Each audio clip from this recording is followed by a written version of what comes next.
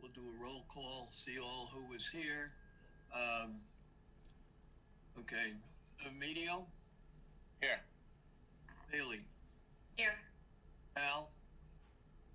Here. Doug? Here. Betsy? Here. Jack? Here. Okay, we're all here. So we'll proceed with the first hearing, which is Bubbling Brook, Scott Matthews. You have the read-in, Landis? Yep. So just wanted to state for the record that this is a meeting that was set up for continuance of January 27th, 2021 agenda because we had technical difficulties with Zoom and we couldn't hold the meeting on January 27th. So our first hearing is Notice of Intent, Conservation Commission, public hearing in accordance with Mass General Law, Chapter 131, Section 40, the Wetlands Protection Act. Notice is hereby given of the intent of Scott Matthews for the installation of an in-ground pool, patio, and grading for the property at 12 Bubbling Brook. Plans on file with the Conservation Commission office. The public hearing on the above matter will be held during a virtually accessible video Zoom meeting on originally October 14th, 2020. All interested persons are requested to be present. John Wiley, Chairman, Walpole Conservation Commission. Okay, representing the applicant. Mr. Chairman, my name is John Glossa, Glossa Engineering, 46 East Street in East Walpole, Mass, and I'm representing Scott Matthews. Do you want me to do the share screen? Bailey's here to help me. Yeah. Go ahead, John. Yeah, go ahead. Host disabled participant screen sharing, Landis. So you have to allow me to do it, whatever that means.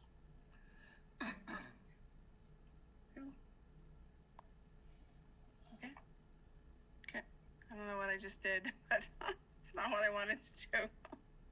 Started sharing. Okay. Oh, I started sharing. Oh, that's not what I wanted to do. I'm sharing my stuff. Is there a little bar at the top?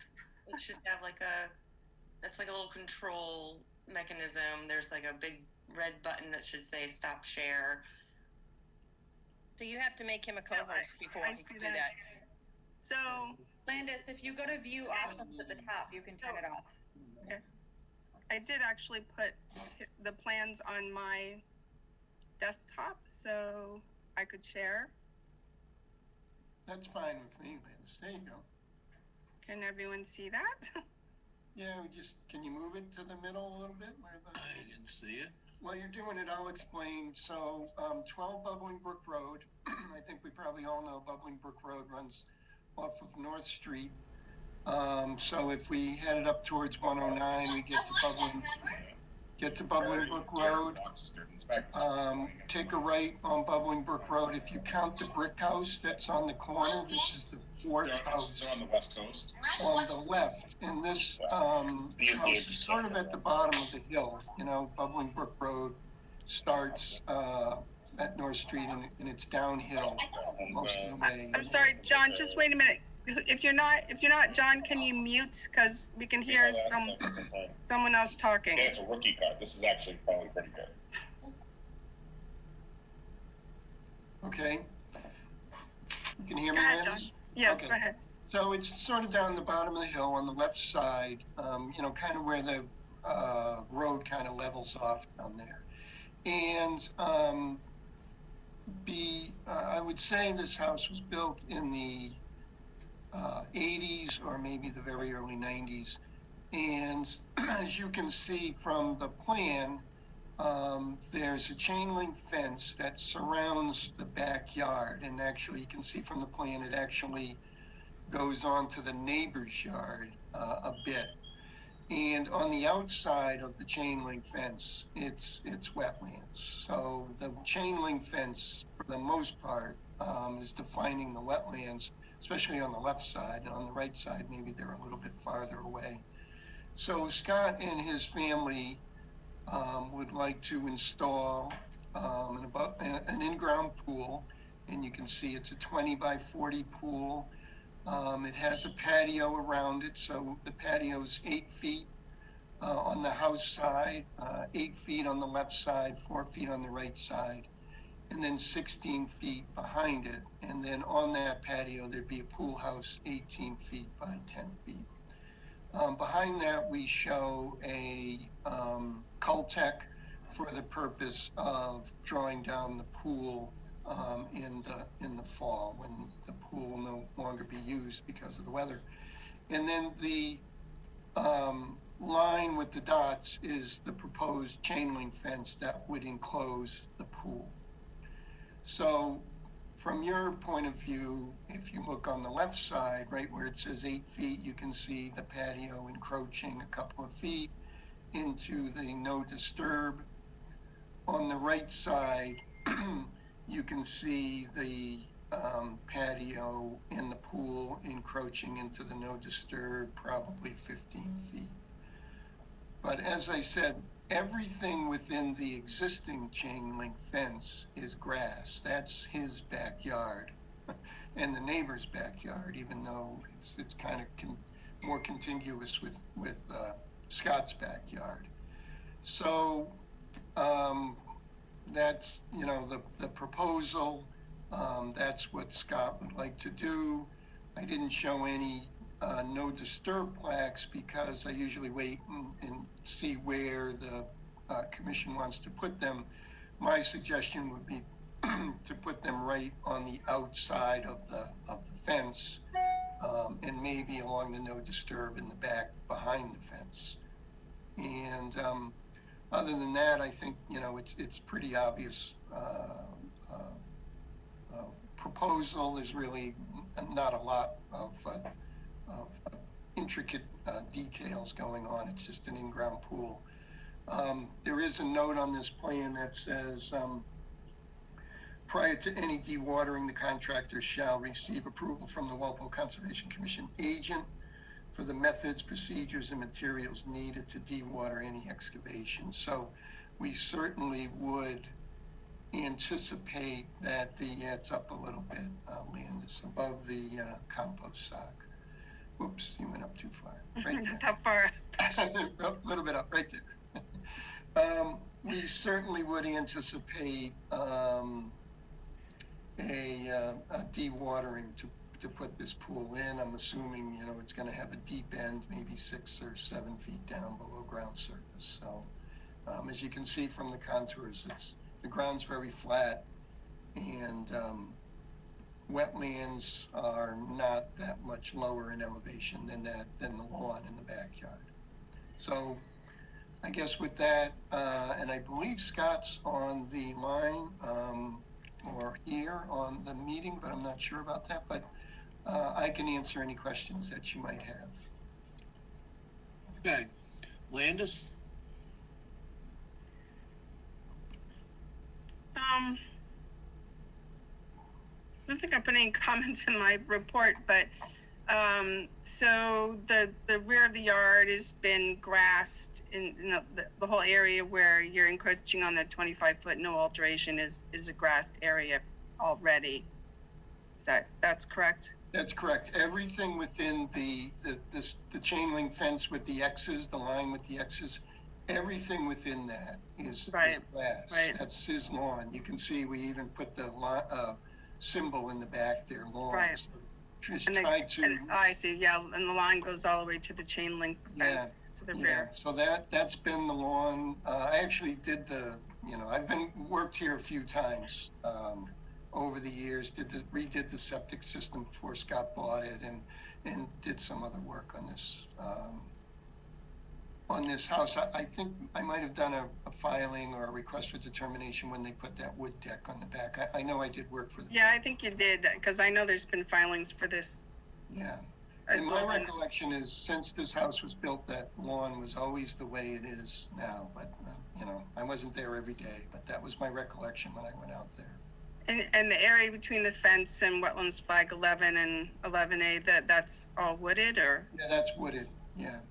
Yeah, all the way and around the back and on the left side. Well, on the left side's wetlands right on the other side of the fence, on the abutter's property to the left, yeah. So it's a little different, that's for sure. But, I mean, the proposal is, you know, he's building everything, he's staying on his property. The fence is on his property. There'll be, you know, a new fence that encloses the pool. That all stays on his property. All right, I don't have any other comments at this time. Okay, Bailey, No comment. Medio?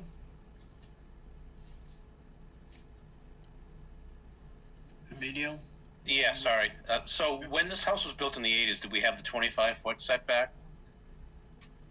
I'm gonna say no, Medio. I think it was well before the requirement of a 25-foot no disturb. Let me interject here. We originally, I would expect at least a 10-foot. At one point, we had before the 25-foot no disturb, we did have a 10-foot, and I'm sure it goes back into that era. So that was one of my questions: how did this lawn get all the way back to the wetland line to begin with? Mm-hmm. But go ahead, Medium. So I guess I don't want to set a precedent. I don't want to. I mean, I know we've kind of allowed people to do things in the 25-foot if it's nothing, no value or no if it's been disturbed. But I mean, I just have an issue with doing this within the 25, even though. I mean, where's the 10-foot line? I mean, there's no. I mean. Are we just saying, okay, go ahead, do whatever you want because it's been that way? So, you know what I mean? I know in the past we've done some things with driveways and some things because it was no value to the way it was in the condition it was in. So, sorry, I'm just kind of questioning this whole thing. I don't want to say it's okay for one person and not okay for another. Sorry, I'm just going to wait. I guess that's all I have for right now. But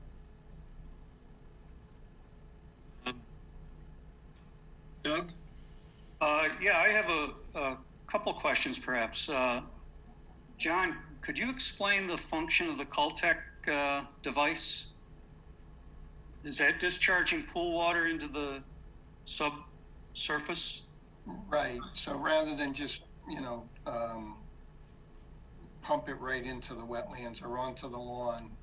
It's pretty much standard procedure to provide some sort of a Caltech or some sort of a chamber under the ground that the pool pump would pump the water into. So basically, if you don't chlorinate for a while and it's nice and sunny, the chlorine in the pool is eaten up by the sun, and then you just pumping, you know, the water down from the pool, and usually that's, you know, September or maybe even early October. So the water table's pretty low, and that Caltech should be able to handle a pretty good amount of water. It's 480 cubic feet for every linear foot of Caltech. So, and I think that Caltech's about 8 feet long. So 32 times 8. So 250, 260 gallons, I guess. Does that sound right? Okay, I like the procedure of letting the chlorine dissipate before pumping it into the ground. I think that's a good operational procedure. My second question was, with the groundwater so high, just a FYI, I happen to know of a swimming pool that was pumped out in the winter, and then when the ground underneath it froze, it heaved, it lifted the pool, the concrete pool, right out of the ground. Right. that's why this pool could never be emptied completely. It would always, you probably just want to take a couple feet of water out of it. You don't want to empty it all the way down, or it'll float like a boat. Yes, yeah. Okay, that was it. Okay, Betsy? Yeah, so I have a few questions. One is something that you went by fairly fast, John, but it doesn't look like a small amount of area has been turned into lawn on the neighbor's property. It looks like quite a bit, if I'm looking at this correctly. And so it's, yeah, unless I'm just thinking of the scale is all wrong, that seems like, so it's both in the 25 foot and it's on the neighbor's property. It's an interesting combination. Is there any chance, and if the chain link fence that is in the 25 foot in on the neighbor's property is going to get abandoned because now there's going to be a new fence around the pool and that will be irrelevant. I'm not sure if that's what's going to happen. Maybe it is. What kind of work might be going on out there to pull back from the neighbors and maybe do a bit of restoration or abandon the lawn or remove the fence or whatever? Well, so first of all, this plan doesn't propose to abandon, anything on the neighbor's property. So the property is used by the owner and owners of 12 Bubbling Brook Road, and as far as I remember, it's always sort of been like that. We were a little surprised when we surveyed it and found out just how far the fence was off of the lot line. So it does create a little bit of a dilemma, Betsy, because, technically, I don't think Scott has the right to go onto that property and do anything, to. Well, then he doesn't have the right to go and mow the lawn anymore either. Yeah, well, that's up to So him. that's what I meant by, is it going to be abandoned as a lawn? And then if it is, then what's the next step? And actually, I'd be curious to know if the neighbor is here tonight. I guess we'll find out. But if he wouldn't go on to do anything with the fence, he won't go on to mow. It won't be his lawn anymore. And I guess I really would like to know, since it is in our jurisdictional zone there, what is the next step? Maybe there's something logical. This is Scott Matthews from 12 Bubbling Brook, and I appreciate you guys taking the time. We both, Krista and myself, my wife, were actually surprised with the work that John did as well in terms of the property line. Just to clarify, any the fence, the existing link fence or wrought iron fence that we put up will be coming down. That is existing on the actually the whole existing fence is going to come down and is going to be replaced by just a fence on the proposed pool area. Okay, and then the lawn is being abandoned. Correct. Again. So there's going to be some work in the 25 foot, probably not extensive, to get that fence out of there, and then an abandoned lawn. Well, we would still consider it lawn. We would still consider it lawn, and depending on conversations with our neighbors to the left, we would continue to maintain. We would be willing to continue to maintain it as lawn. Well, the funny thing is our commission is all about not doing that. I mean, who knows how it's going to go tonight, because it's such a weird situation, but we're all about not having lawns in the 25 foot. But so it's interesting. I guess I'll sort of stop asking questions for the moment. Oh no, I have one more question. So I know this is from the 80s, and so Jack was trying to figure out what did we have then, a 10 foot or something. So when you came before the commission, or the previous owners did, with a deck, was anything said about, any of this? Are you asking us? Yeah, we don't know what the prior owners. Yeah. We moved Oh, it, okay. the lawn was existing the way it is today. We've done nothing to Yeah. update the backyard in any way, shape, or form. All right, I think I'll stop asking questions and maybe Alan, Jack. Just to clarify, that was how the house was sold. Yeah, it was a perfect square backyard, and that's the way we always thought the property went until the work that John did for us a few months back. So. And we'd also. Betsy, if I could just add, I just went and looked at the Google Earth pictures, and it's actually, I went back to 2001 and it was the same. So it's been like that for a while. But when they came before it, the previous owners came before us in 2001, I can't remember if I was on the commission. No, it wasn't in 2001. I was just looking at aerial photographs from Google Maps that you could see that the rear yard has been cleared like that, at least since then. Okay, I was just wondering if there's any chance someone came before us, said we want to put in a deck, and then we said what we would do. I believe it was just a determination, so it wasn't, the activity wasn't as far back as it is now, so it wasn't scrutinized like we are looking at it now. Does that answer your question? Can I ask another question?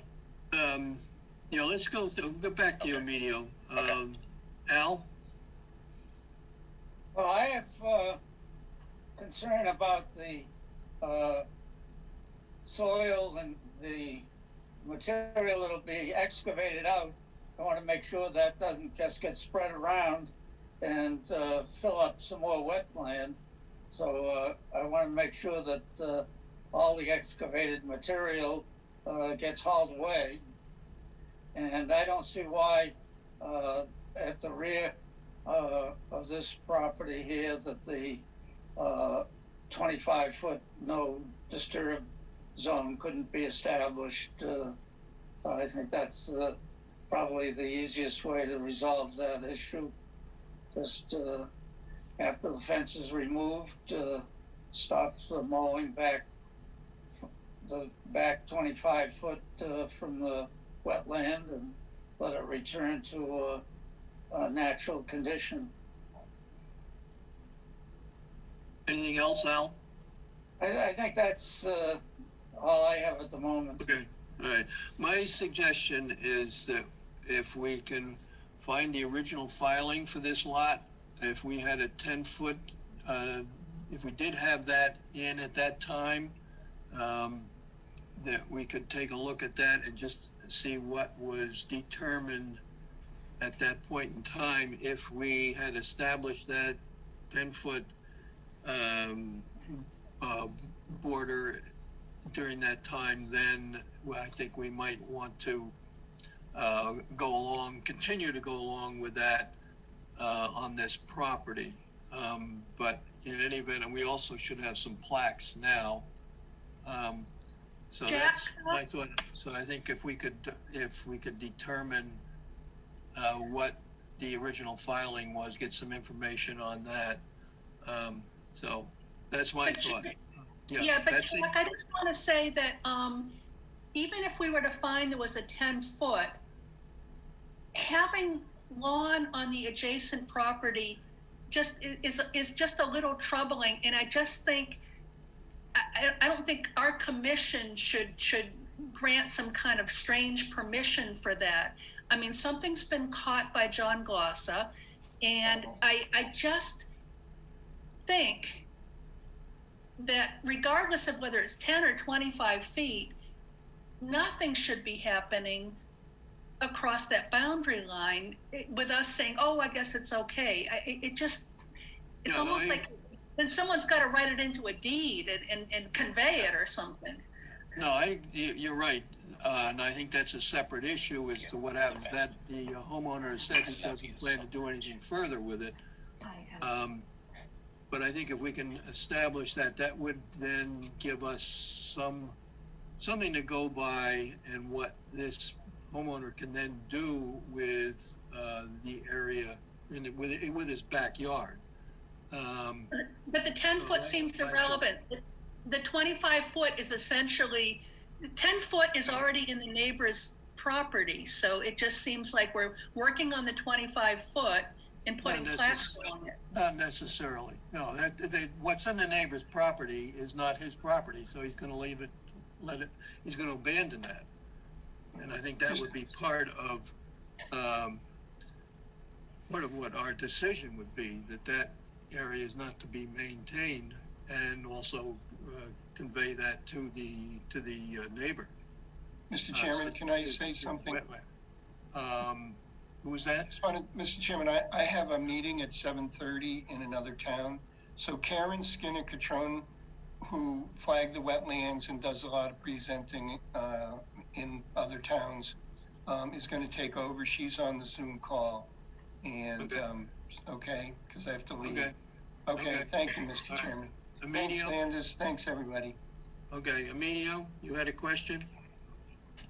Well, I had a comment. I agree with Al that, well, I agree with you that at a minimum it should be reestablished at 10 foot if that was the case back when this was originally deeded or proposed. So, so if it's 25, it'd be great, but minimum of 10, because it's something, we just can't go right up to the line and remove a fence and just let it be as it is. So I would agree to establish a no disturb boundary around the wetlands. Okay. Would anybody in the audience have any questions or comments?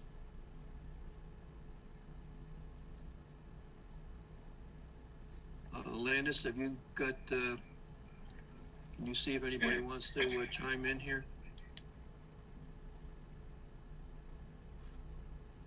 I'm gonna stop sharing. I don't see, no one's on chat, and if anyone wants to speak, they should just take themselves out of mute and introduce themselves. Okay.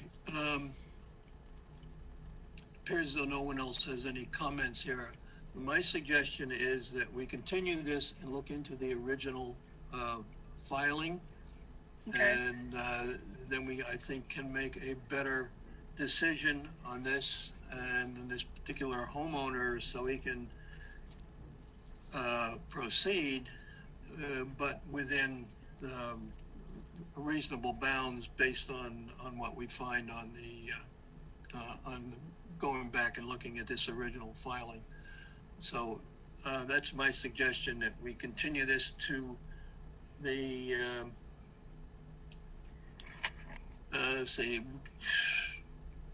can we do it for next week or not? Your next meeting? Next meeting is a week from today, which would be the February 10th of February. We don't have to advertise it. And it's right, no, you can continue it to February 10th, say at 8 o'clock. February 10th at 8 o'clock. Okay. Someone make that a motion? Well, I'll get so moved. Okay. Second. We have a second from Emilio. Okay. And the motion was by Al. All in favor? Bailey? Aye. Emilio? Aye. Doug? Aye. Betsy? Aye. Al? Aye. Jack? Aye. Okay, so it's at 8 o'clock on February 10th. Yep. Okay. Great, thank you very much. I'll pass this on to John. Okay, thank you. Have a good night. Okay. Thank you. Maybe as the owners, do we have to do anything for that or provide anything, or is that done on your end? Just want to make sure. I don't think there's anything that you can do. I think we have to look up in our files and see what happened originally. Okay. Unless Jack, perhaps if the adjacent owner of this property that the commission is talking about changing, perhaps getting a statement from them, or for them to come to the meeting or something, perhaps hearing from them I mean, I agree that it's a conservation issue, so it's not a landowner issue because that's not our issue, but, we, Yeah, but they might be interested in hearing what's going on. Butter, I would think, would be interested, and Right. we would advise them of what we come up with because of what presently their property is part of the discussion. So we'd have to keep them advised as to what we come up with. So yeah, as long as we don't come away with something that's way beyond our jurisdiction, appearing to grant somebody the right to use someone else's property. It's not though, without- Betsy. We're not. Any We're kind not. of order of conditions that we issue does not grant anybody the right to do anything on anybody's property. It specifically says that in the order of conditions, so. Okay, so then no more lawn, no more fence, no more. Yeah, the only thing Well- would be everything that's enclosed in the fence with the pool is what we're concerned with. The existing fence will come down, and then if whatever you say to do with the other lawn that's not ours is what we would do. It's just my suggestion that the abutter be aware of what the present homeowner wants to do on their property, that is remove the fence. Because it basically, if the existing homeowner went over and took the fence down, he's trespassing on the abutter's property. So I think that the abutter, it would be nice to that the abutter is not opposed to whatever the homeowner wants to do here, the Matthews want to do with that, with what's on the abutter's property, and that is remove that fence.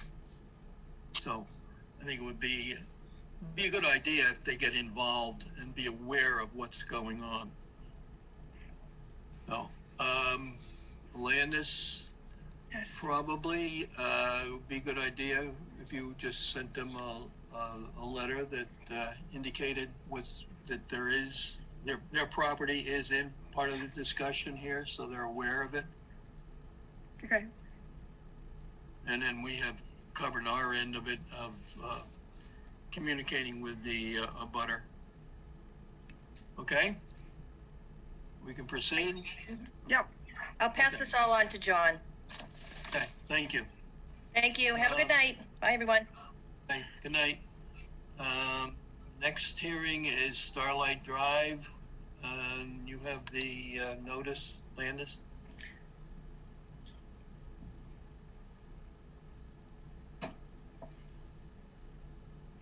Yep. Town of Walpole Notice of Intent Conservation Commission Public Hearing in accordance with Mass General Law, Chapter 131, Section 40, Wetlands Protection Act, and the Town of Walpole Wetlands Protection Bylaw. Notice is hereby given of the intent of the Al-Sarabi Family Revocable Trust to convert a driveway into a road for a 4 single-family house lot and appurtenance at 32 Starlight Drive, Walpole. Plans are on file at the Conservation Commission. The public hearing on the matter will be held on, well, originally said Walpole Town Hall, but it's on Zoom. It started February 26, 2020, and has been continued since then. All interested parties are requested to be present. John Wiley, Chairman, Walpole Conservation Commission. Yeah, I have a couple of things to read into the record. One is a letter from the town engineer, Carl Boulder, to the planning board. This is a letter dated January 27th. I'm not going to read the whole letter, just wanted to note it in the for the record. But there are a couple things that are pertinent to conservation, so I will just read that portion. The rest are related to the planning board issues. This is a letter dated January 27th, 2021. Paragraphs here, it says, the drainage is being reviewed with the Conservation Commission simultaneously. However, all of the comments we provided to the Conservation Commission on February 25th, 2020 were addressed in the revised submission. The comments in this memorandum pertaining to drainage have been provided to Conservation by a memorandum dated 1/26/21. Conservation Commission would like the flexibility to modify the design type of basin number 1 on lot 3, and at the time of the notice of intent filing, without going to planning board modification. We support this as long as this office has an opportunity to review and approve within that filing. One additional comment in the letter to the planning board, it's item number 5 under plan review, sheet C3, erosion controls. A note shall be added defining the required sequence to build the stormwater management structures. Basins 2 and 3 shall be built when the road is constructed. Basin number 1 with lot 3, and infiltration, I think that's what it means, INF number 1 with lot 1. One other comment, this is number 14 on that letter, is a homeowners association will need to be established to provide the maintenance and upkeep of the roadway and utilities. We recommend a draft be submitted and reviewed during the hearing process. The HOA should specify who is responsible for trash and recycling. If the town is expected to provide these services, easement documents may be required. Snow and ice removal should also be addressed. I think that we should put those, this particular one, anything with the homeowners association, in our order of conditions. Okay. So that is the one letter. The other letter is to the Conservation Commission from Carl Baldoff, dated January 26, 2021. We reviewed the following, and he lists the drawings and the stormwater report dated January 20th and revised December 21, 2020, prepared by Legacy Engineering. Fire truck planning, turning plan dated December 22, 2020. 4-page letter of response from Daniel Merrick, PE of Legacy Engineering to Conservation Commission dated December 22, 2020. Project plans are still under review with the planning board. Current plans have addressed most of our comments to the planning board dated March 4th, 2020. However, our supplemental review to planning board dated May 18, 2020 has not been addressed. Current submission addresses all 10 items outlined in our February 25th, 2020 memorandum to the Conservation Commission. We offer the following additional items as a result of this review.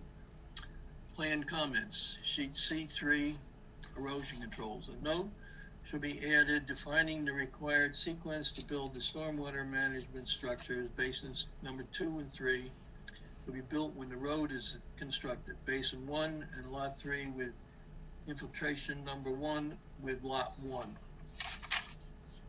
Sheet C6, grading sheet, formerly sheet C5. Show a guardrail both sides of the road where existing 12-inch pipes cross at approximate station 1+50 to 1+75. Sheet C10 details formerly sheet C9. Paving width will need to be changed from 18 to 20 feet. Added detail for guardrail, add detail for group mailbox if applicable.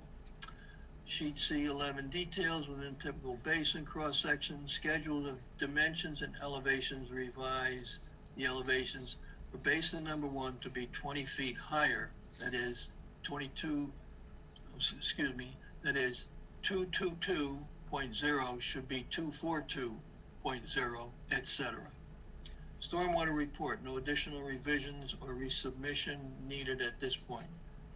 Please note that it is anticipated that the roadway will be increased to 20 feet curb to curb, total 20 foot of pavement, 22 feet of pavement, and the cul-de-sac island will be removed as a result of the discussion with the fire department. We remain available.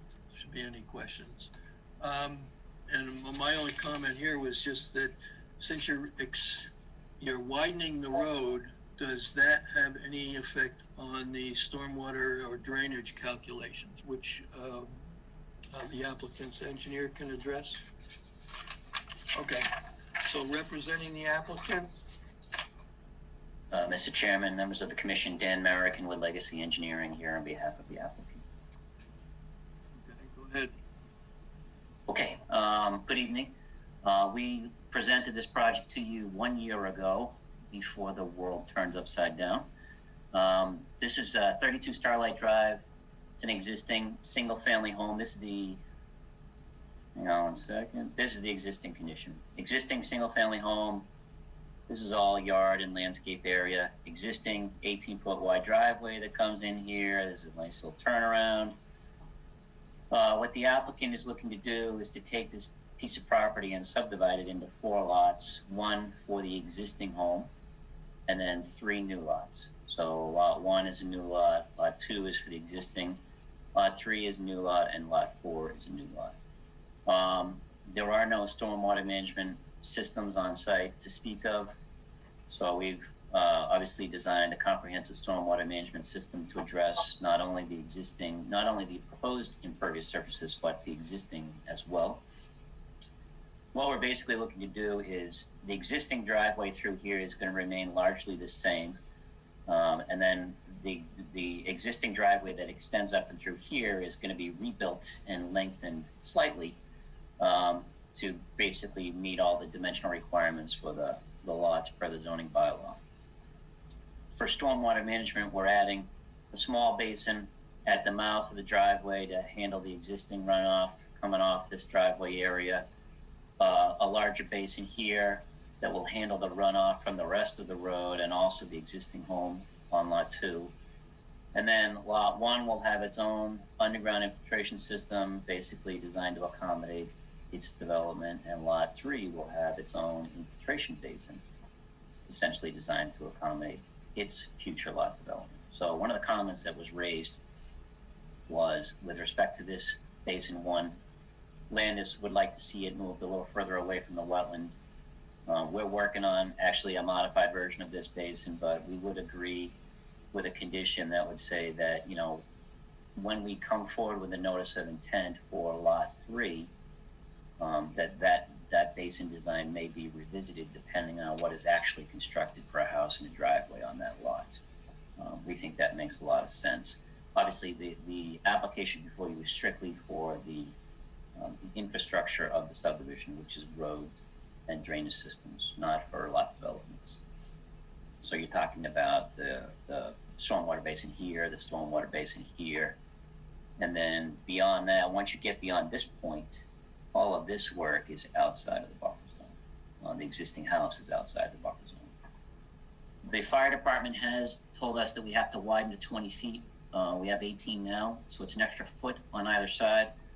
The stormwater management system, as currently proposed to you, is designed to accommodate that. So there will be no change to the drainage system. We basically just have to tack on an extra foot of pavement left and right to this existing driveway. It can be done easily. It's not a lot of work.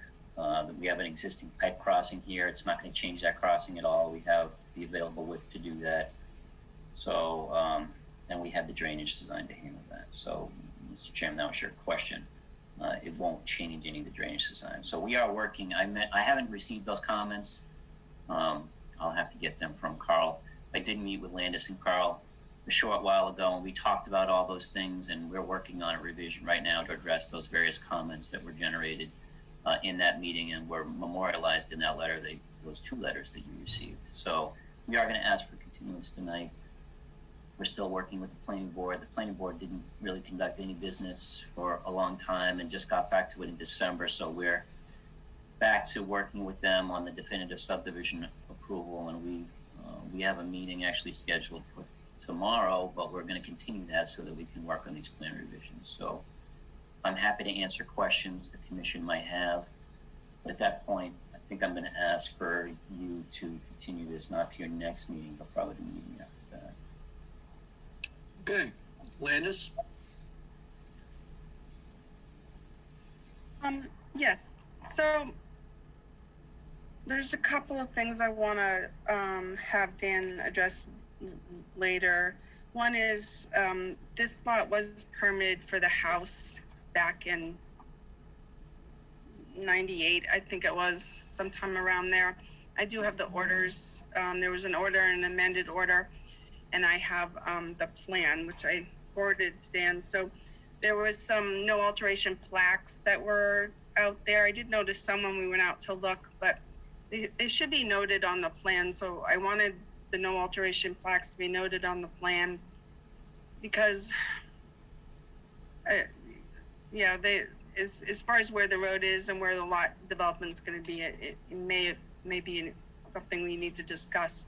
There was also 2 replication areas, and I was trying to look at your plan and look at the plan. So one of the replication areas was down by Starlight Drive, where the road is, right where, and I'm not sure if the wetlands line is consistent with the replication area. So well, the challenge with that is this original wetland delineation was done back 93, 94 by a very conservative botanist, and you and I have actually gone to a bunch of the houses on Crossfit's path and gone out and looked at the original delineation and scratched our heads and says, what's this all about? Because it was just not, it wasn't an accurate delineation, I don't think. So, here we are 25 years later, we delineate all the wetlands again, and they kind of sit where they sit. But you and I could certainly go out and take a look at those old replication areas. Yeah, I mean, I think it's worth looking at it just because there was a crossing there and there was replication areas, and are those wetlands still there, or did they fail for some reason? Yeah, you and I, when the snow cover melts, why don't we go out and take a look at that? Yeah, because when I went out there before, I hadn't looked at the previous plan, honestly. So I think that's something we need to look at, just make sure that there's not shrinking wetlands and now more development out there. Because the no alteration markers, yeah, they kind of went up in one of the lots where the development is proposed. And in addition to, and I know you've already agreed to this, that the small basin on lot 3, I think it is, should be designed when we get the full picture of what is actually going to be on that lot, because it's kind of stuck out in the middle of nowhere right now. Yeah, so on that topic, we have an obligation under the subdivision regulations to provide stormwater management for the entire development. And yeah, I understand. I was just aware. Makes sense. yeah, just for the rest of the commission's benefit, so right. we do a conceptual lot development at this stage, and we design a drainage system to accommodate that. And if the development of lot 3 here is different than we're proposing with respect to where the house actually ends up and how long the driveway is, there might be opportunity to make this basin smaller or to shift it, in a different location. So I think the idea is good to allow us, as part of your order here, to say that, that basin should be reconsidered when the development of lot 3 is proposed in a separate NOI. And then the plan should show details of the retaining walls, construction, and materials. You have a few, at least one on the detention basin, 2 of them on one of the detention basins. Yep. So, right, and then and also with that there's a major outcropping. There's a bunch of them. There's a bunch of them. So do you anticipate having to blast for the road construction? No, the rock outcrops, there's one here. It's very kind of... Yeah, that's the one I was thinking, because it kind of partially goes into what's now is the no alteration area, which before... There's existing driveway. Alteration area. There's existing driveway like right there.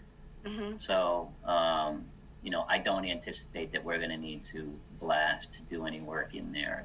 These rock outcrops out here, they're pretty unique. They're very sudden. I don't think you guys were involved in Boulder Trail, which is the development over here. The rock outcrops would go up 30, 40 feet in the air, and you could dig down right next to them 8, 10, 12 feet. So, there were almost piles of boulders that were dropped by a glacier, which is, I think, what they are. So there's a rock outcrop here. This is a big rock outcrop in here. This is a rock outcrop. They're all over the place. But for the house that's going to be sitting on top of the rock. For this house, yes. I mean, it depends. Unless you're going to do something environmentally sensitive and build it into the rock, which would be cool, but...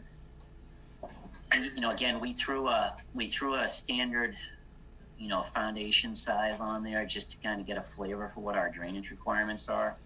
I would imagine that when they develop that, they will look for ways to configure the house in such a way that would minimize the need to get into the rock.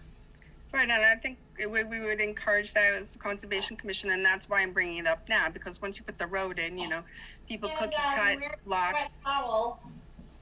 People cookie cut lots, and then later there's issues and problems. But so we would like to bring them up now, just so that they're configured in a way that makes sense as putting a house there.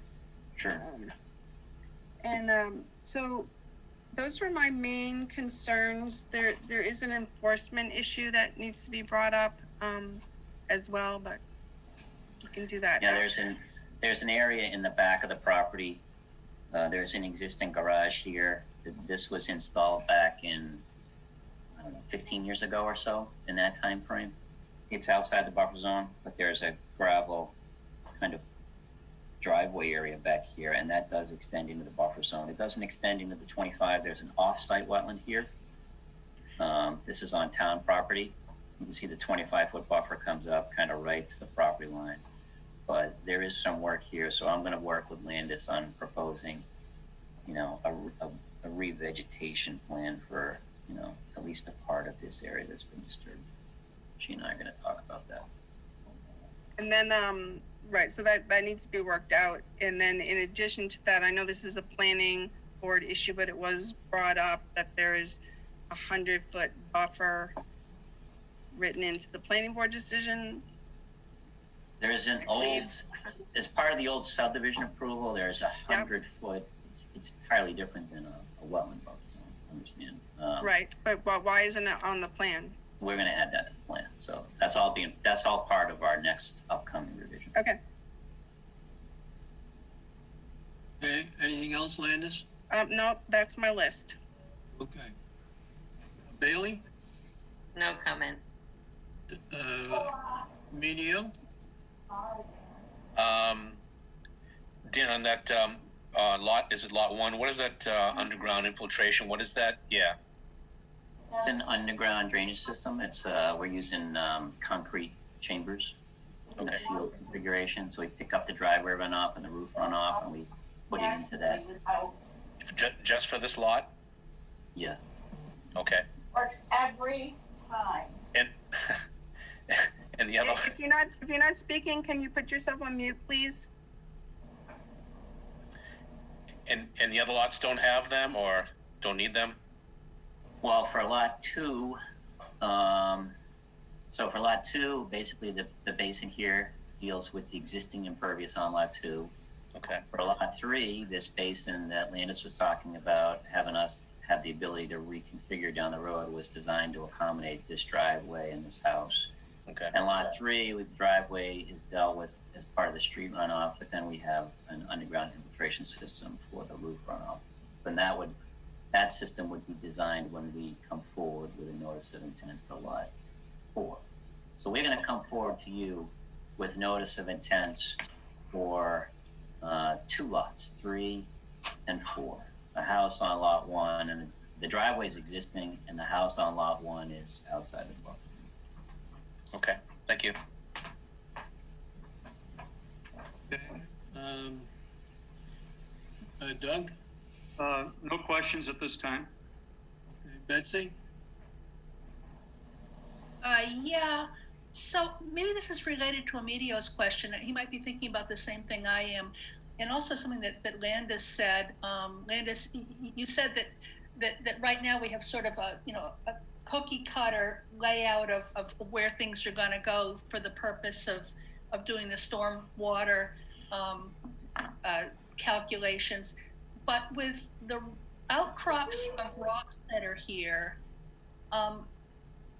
is there going to be any issue about where the septic systems go? I can see that on the main house, I think I'm seeing that font is really tiny. We've already tested for septic. So you got here, the existing house has a septic system. So for lot 1, it's here. For lot 3, it's here. And for lot 4, it's here. We've already done that testing with the Board of Health. Oh, okay, so I just couldn't read I should have seen that, but I didn't. Okay, so then the septic is under control, I guess. I guess I was still wondering about the order of things that get presented to us and at what point we make our decision. If the houses can still shift, if the drainage basin can still shift, if there's still a lot that hasn't come before us, it feels as though we're seeing this maybe one piece at a time and to get closer to sort of the overall picture. We have to present a comprehensive drainage design, right, for the entire project to the planning board. It is a requirement of the town's regulations. We have to do that up front.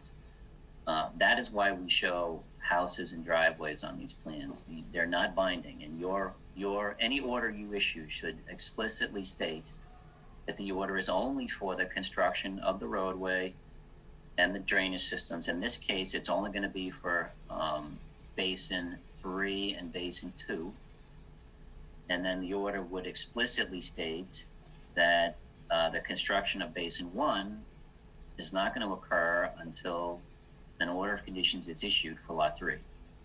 The drainage on Lot 1 is outside the box. So we just need to be clear in how the order's drafted. And that's what we had comments from the town engineer about that topic. We're actually adding notes to the plan that's going to come to you that says Basins 2 and 3 need to be constructed with the road. The infiltration system on Lot 1 needs to be constructed with the house on Lot 1, and the infiltration basin on Lot 3 needs to be constructed with the house on Lot 3. So that'll be all spelled out on the plan in any order you issue. Okay, thanks, Dan. Sure. Al, any comments? Knowing the site with all the rock, has soil test been taken where these basins are proposed to see if they can drain? Yes. Or is it just on paper at this time? No, we've done drainage test bits. Okay. Witnessed by the town. Okay, that's good. That's my question at the moment. Just a bit of background. Landis, you were talking about the replication area up where the driveway connects to Starlight Drive? Yeah, Right up in here. Yeah, and there's another one on the other side. we're there. Okay, well, I know well, it's either Starlight Drive or Crosswoods Path. I forget which road is which, but I know we did have a failed replication area because it was the place it was installed, it wasn't going to work, and it didn't work. And I don't know if that would also apply to this area as well. That would have to be Starlight Drive, I think, Mr. Chairman. There were no replication areas for Crosswoods Path. There's a big replication area across on the other side, right? On the other side of Starlight Drive. I think that did not take that well, at least to the size that it was supposed to. I remember we ended up kind of diverting flow through the replication area to make it work better. So anyhow, just yeah, that was a long time ago. All right, you're going to have to file for which lots now? 3 and 4. Which is 2 is where the house is. 3 and 4. 3, okay, I can't see. You're moving too fast here on my screen. This one is 3, so the one the farthest right is 3. Yeah. Okay. They go counterclockwise around your screen. The furthest left is 1. Okay. The existing house is 2. The furthest right is 3, and then come around to 4. On number 1, Yeah. will you be filing then how are you going to file for those retention basins? For these basins, for the road basins are part of what you're approving here. Okay, but do we have all the information on those basins? Yes. Yep. So just history here. This has been kicking around for a year. So in the last year, we've received comments from Carl. We've provided you with revised plans, which these are, and revised drainage calculations. Carl has reviewed them again. He has a few comments left for us to work out, but not a lot. So yeah, the drainage design has all been worked through with the town engineer. Then with what area you're disturbing, do you have to file for a land disturbance permit based on the area of disturbance for that lot number 1. Well, we have a notice of intent, so I don't think when you have a notice of intent on a site, you don't file for. Well, that was you're going to file a notice of intent for lot 1? No, but that would not, lot 1 would not disturb more than an acre by itself. I mean, the way your land disturbance regulations are written, if you have on a piece of property the need to file a notice of intent, you don't have to seek a land disturbance permit. So. Okay, so that there won't be one for that, and we have all the information on those basins. Then, okay. Yes, you have everything. Okay. Anybody in the audience have any questions or comments? Please identify yourself for the record.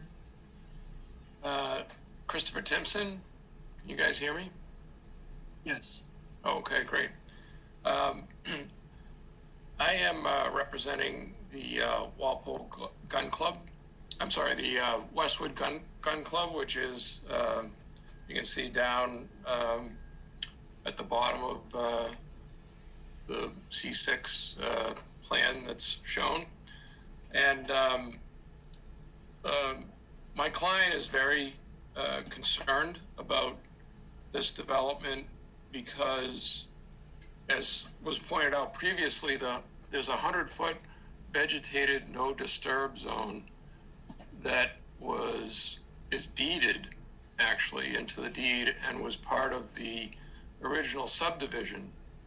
And in that subdivision decision and order, it basically gave a number of points to the subdivision to allow the number of lots that were originally allowed for this subdivision because of that 100-foot vegetated no disturb buffer, which is not shown on this plan.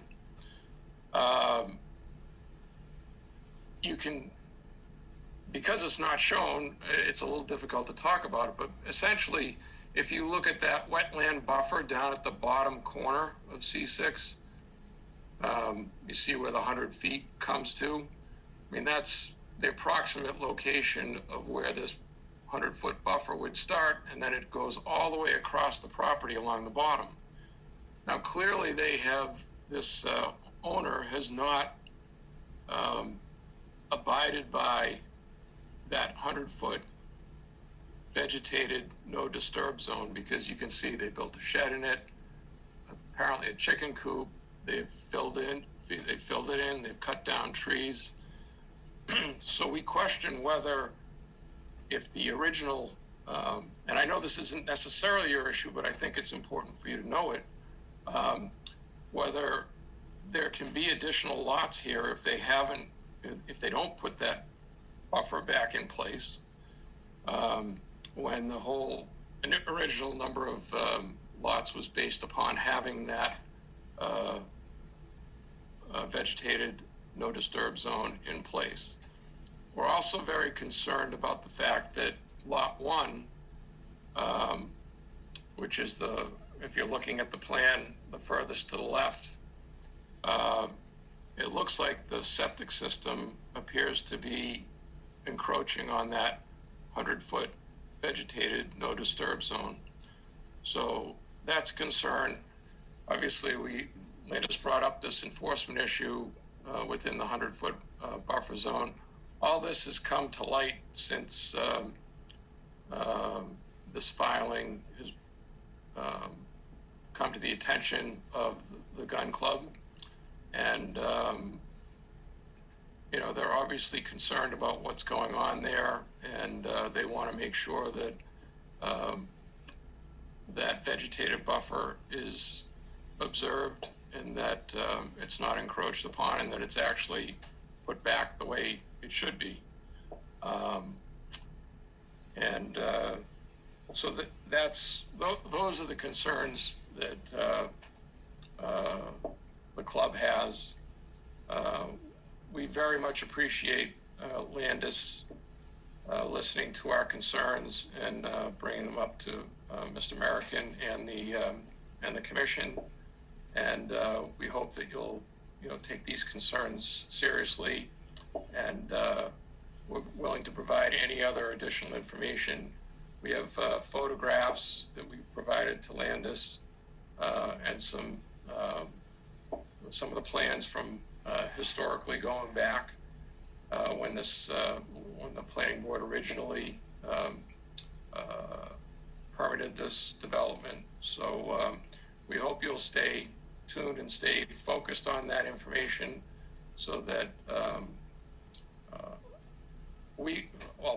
ultimately we hope you wouldn't approve anything in terms of a notice of intent or any plans until they're actually accurate and they show the this 100-foot vegetated no disturb zone on them, so that you can see where it is and how it may affect anything that's on upcoming.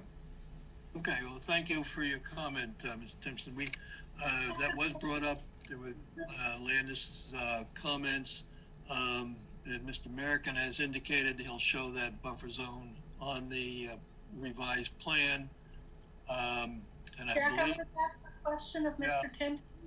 Okay, and also I think that Landis has indicated that there will be some discussion with the homeowner regarding the encroachment into the buffer zone from what activity has been going on there. So, Mr. Chairman, if I may, too, just a couple of points of clarification. The question of this buffer, and I hate to use the word buffer zone because it confuses your jurisdiction with this. This is a planning board item. Right. It's not a conservation item. It's not a no disturb. Only to the extent that it's in the buffer zone of the wetland. Agreed. Absolutely agreed. It's not a no disturb buffer zone. It had nothing to do with the number of lots in the subdivision. What it was is there's a regulation that basically called for phasing of construction. So if you had 100 lots or you had 25 lots, you could only build out a certain number of lots per year. And this buffer, this planning board buffer, kind of went towards the calculation of how many lots per year could be developed. It had nothing to do with how many lots was in the subdivision. Again, from Mr. Timpson and also to you, Mr. American, these are planning board issues. All what we want to do is just clarify that corner of the lot where there has been incursion into the wetland buffer zone. So the rest of that is zoning issues, and Mr. Timpson, you need to bring this up to the planning board in their next hearing. But I think you'll also see that, as Mr. American indicated, that there will be a revised plan that shows that so-called buffer zone. So Betsy, did you have a question? Yeah, okay. I know that it's not our 100 foot. We know what that is, and we know what our 25 foot's all about. But it sounds as though Mr. Timpson is reading from some document that says it was supposed to be 100 foot of vegetated zone, which is just like not disturbed, right? If you leave vegetation on it, it's not disturbed. And this is disturbed. And I think I would be troubled by coming to some conclusion without that being resolved, because our commission does care about zones that are not disturbed and are kept vegetated. And so even though it's not our particular 100 foot, personally, I'm feeling that I want to see this rectified somehow. So the next time it comes before us, we see it clearly and we hear what's going to be done about it. We are addressing this. That is being done, and there is our jurisdiction really just applies within the wetland jurisdiction, and there is a portion of this that is in that area, and I think Landis has already started to address that. Landis, you want to make any comment? Well, as far as that, I would just say, and Mr. American's already agreed that the buffer zone, should be put on the plan, just like any easement or something that's out there, just so we know the constraints. But as far as the enforcement, or if there's been some alteration, that is a planning board issue. It's not ours. But where the buffer just like an easement or anything else. I just wanted to ask you one more question, Dan, also as far as the configuration of, lot 3 and 2, the 2 here. 2 and 3. Is, so the way they're configured is that because of the rock outcropping and the amount of square footage you needed? It just, our buffer zone is the 100-foot buffer zone from the wetlands. And if you've been out there, which I have, it's a kind of a unique wetlands, a unique area, which may need more than 25 feet, especially if there's going to be kind of a short backyard. So is it possible to reconfigure these lots a little bit, to move it a little bit to the south so that you use some of the area that's not in the 100-foot buffer zone, or are you constrained by something? You're talking about moving the road further south? No, the lot lines. So right now with this one, this one, the first one to the north, you have kind of a very small area that's the buffer zone, and then the one adjacent to it, you have a lot of space that's outside of the buffer zone. Why is everything? Yes. Why is that everything squished towards the buffer zone? Again, the lot developments is just conceptual for drainage design. When we come, I have an existing house here, so I can't move the road towards the house any further because I have to meet setback requirements to the house. No, but you can move the lot lines. This lot line. Yeah. Right here? Yeah, so the reason we put this lot line here is because I have a rock outcrop here and a rock outcrop here, and I have dirt here, and that's where the 2 septic systems have to go. They have to go in dirt, they can't go in rock. Okay, so it is more the rock outcrops. Yeah, the rock outcrops drive this lot line shape, and we've gone out and tested this, so, you know, we need to leave enough room based on the perk rates that we got here for this house and here for this house. As to where this house ends up being, this house may end up being, you know, up in here at the end of the day. This house may end up being up in here at the end of the day. I just wanted to show, I wanted to be conservative in my drainage design so that I made sure I had all the bases covered with my drainage design for the planning board.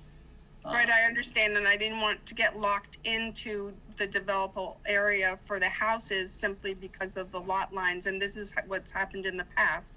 I mean, the subdivision is drawn out, and then we have these houses where they're squished right up against the 25-foot no alteration area, or they have a wetlands in front of them or something. So I'd like to try and address that early on so that the lots make sense for the sensitive areas as well. And like I said, this is kind of a unique area with the rock outcrops and the wetlands. And the commission may want to adopt a little more than just 25 feet, which is not, it's not always have to be 25 feet depending on the area. And I know you didn't do any vernal pool investigation. It's not a potential vernal pool, but it seems like it. I think we have room on these lots, Landis, if the commission wants more than 25 feet. Yeah. We can do it. All right, just as long as, I just want to bring that up to make sure we're not locked in later on. No. Like I said, this from here to here, that lot line is basically just to allow room for these. Because the rock outcrops, yeah. Once you get behind the septic system, you know, we've got room to do different things than this plan shows. This plan does not bind you to, you know, having to approve a house in this location, in this configuration. It's totally separate. And I was just wondering if this area up here is related to whatever, it looks like he has some kind of business going on there. That's why there's no development up in that area. Towards the back in here, it didn't really work back in here. We did soils testing back in here, and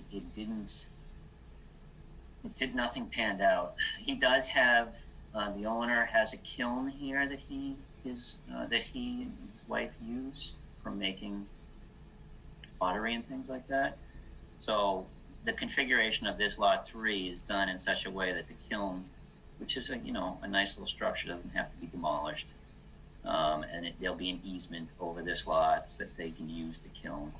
and then the existing garage back here is outside the buffer zone. But we looked at, we looked at this lot layout, and again, I think at the end of the day, I think what'll happen is this house will end up coming up in here and sitting up in here. It'll be better probably for everyone because it's cost-wise, it'll be less construction per driveway. But I just want to make sure when I do my drainage design, I have my bases covered. So, we take a conservative approach when we design the drainage system for the subdivision. Okay, anything else? Any other comments? Yeah, could I make one other comment, Mr. Chairman, Chris Timpson? To Betsy Dyer's point, when you look at the enabling statute for conservation commissions, it does allow you to, I believe, have jurisdiction or interest in the 100-foot vegetated no disturb zone.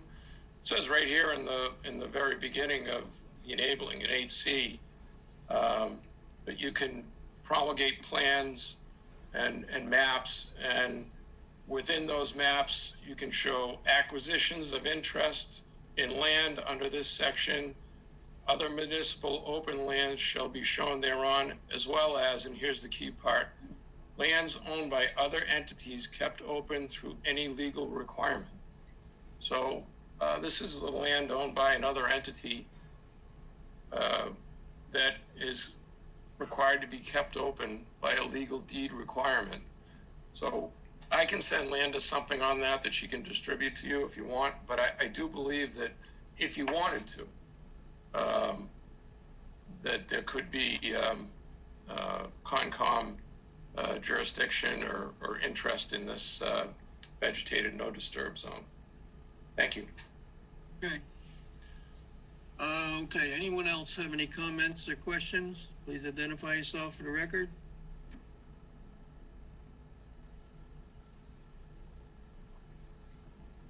Okay, apparently no other comments. Landis or Dan, you said you would... What's your upcoming meeting schedule? We have our next... I think the 10th we're filled up. What do we got on February 24th and then March 10th? Right, so on February 24th, we have the stormwater and erosion control bylaw regulations and wetlands bylaw regulations at 7. And I really like to give a chunk of time for that because we've been putting it off for quite a while. And I think we need I think I'd rather March 10th anyways.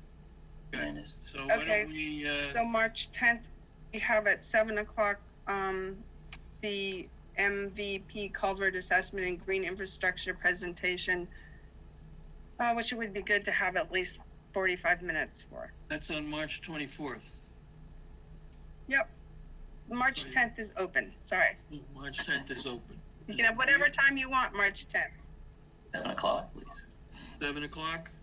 Okay, someone make a motion to continue this to March 10th at 7. So moved. Second. Okay, all in favor, Bailey? Aye. Emilio? Aye. Doug? Aye. Betsy? Aye. Al? Aye. Jack? Aye. Okay. All right, so it's continued to March 10th at 7. Sounds Thank good. you for your time. I appreciate it. Okay. Thank you. Let's see where we are.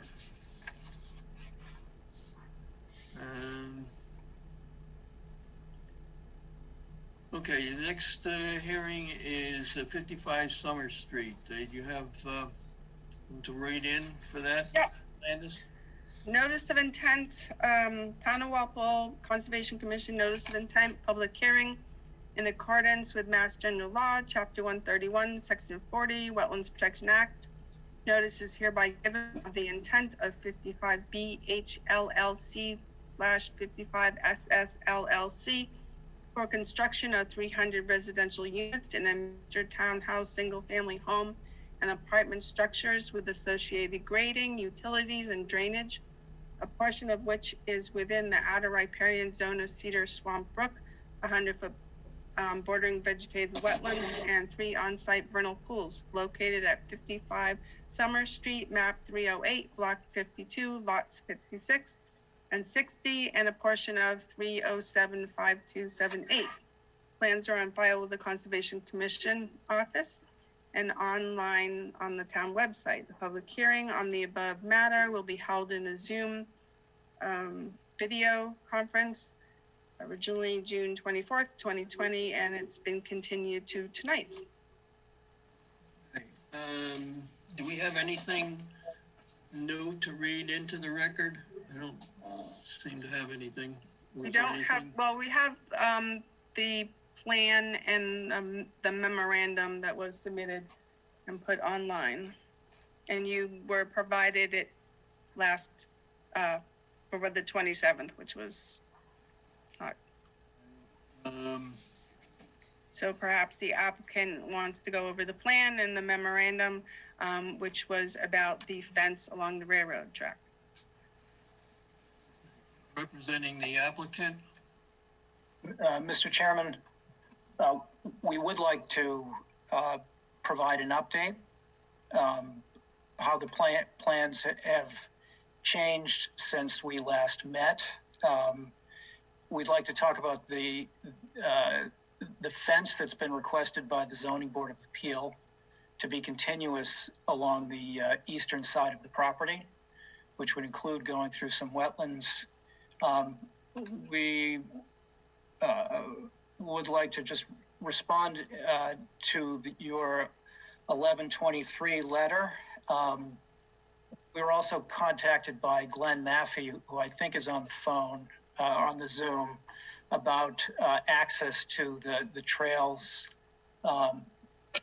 in the riverfront. And I'd like to hear what the Conservation Commission's interest is, and then we'd like to talk about next steps.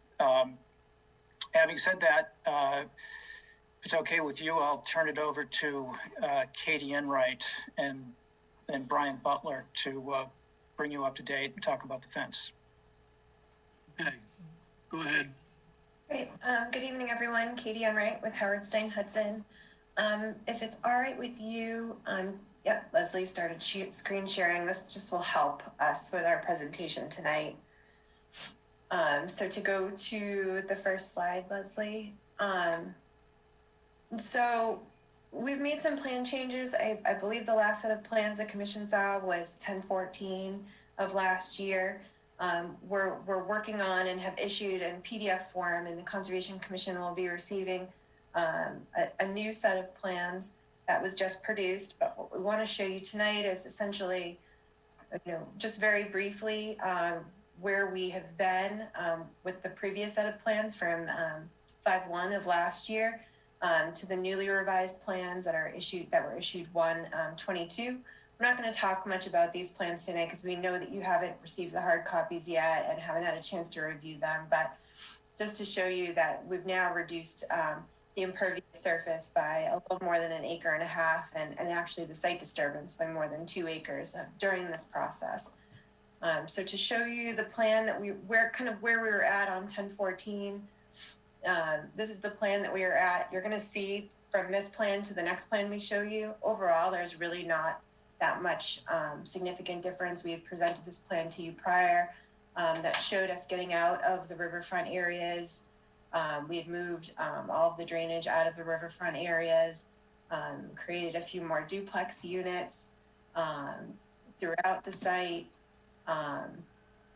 and basically generally tried to get away from the resource areas as much as possible.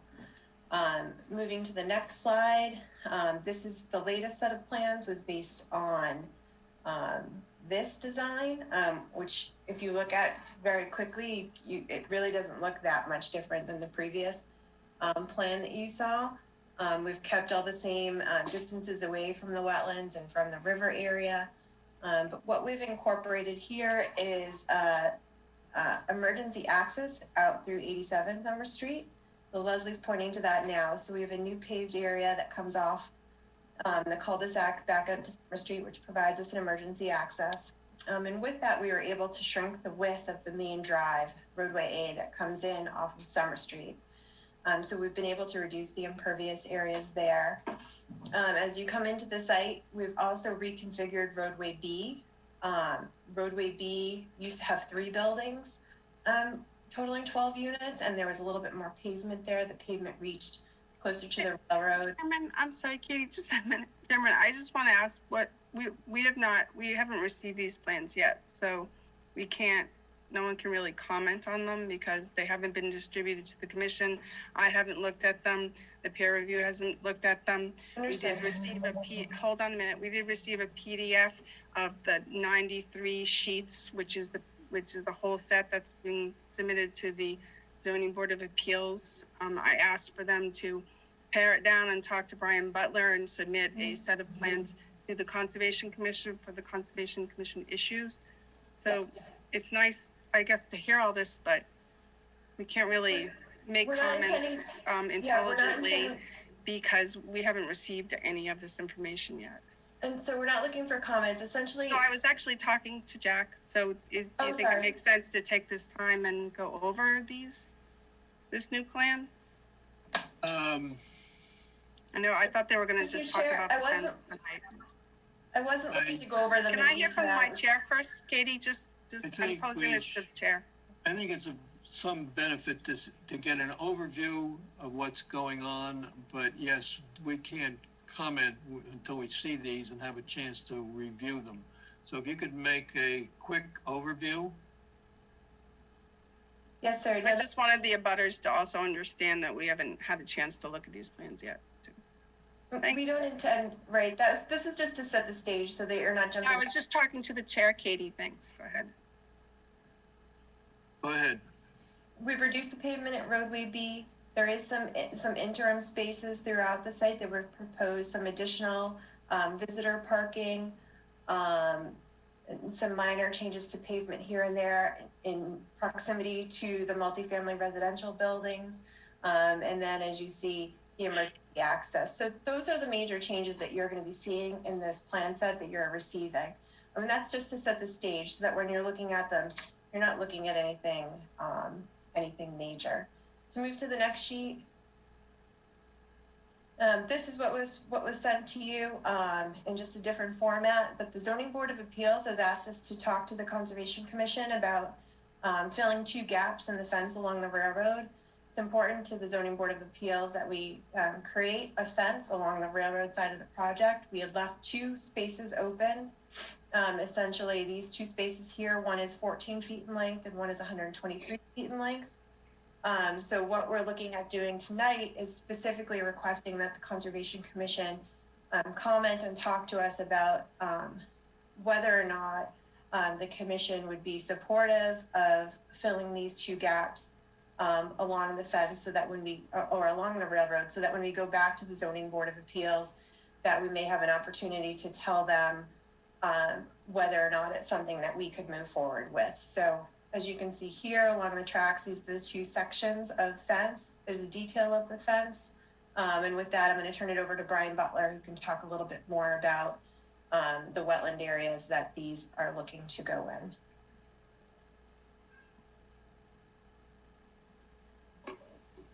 Brian, are you here?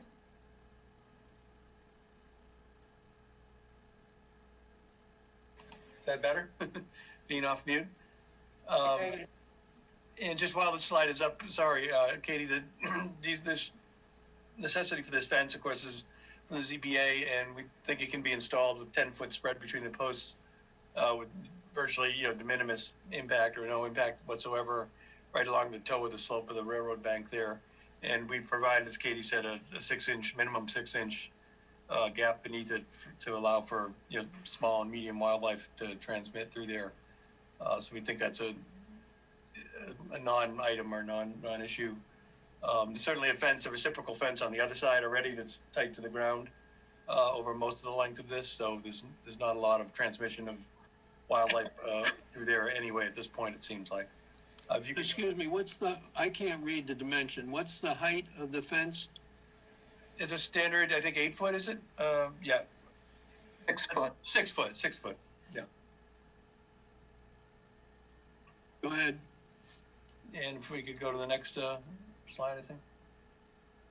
And just thanks. There was some comments earlier on about the wetland replication. So we went back, and I won't belabor this, but we went back to both the regulations and the departmental guidance on that, kind of cross-compared them to our proposed wetland schemes, which are admittedly slightly iterative, which I think is always desirable unless you're doing a large landscape. If you're doing 5,000 square feet in one big rectangle, I think it can all be laid out in a very precise manner. We're doing these kind of saddle up wetlands at 4 different locations, 6,000 or 7,000 square feet split into 4 pieces. So we want to remain a little bit iterative in that if we encounter a boulder, it doesn't throw our whole planting plan off. You can have a boulder in a wetland. It doesn't make it an upland by any means.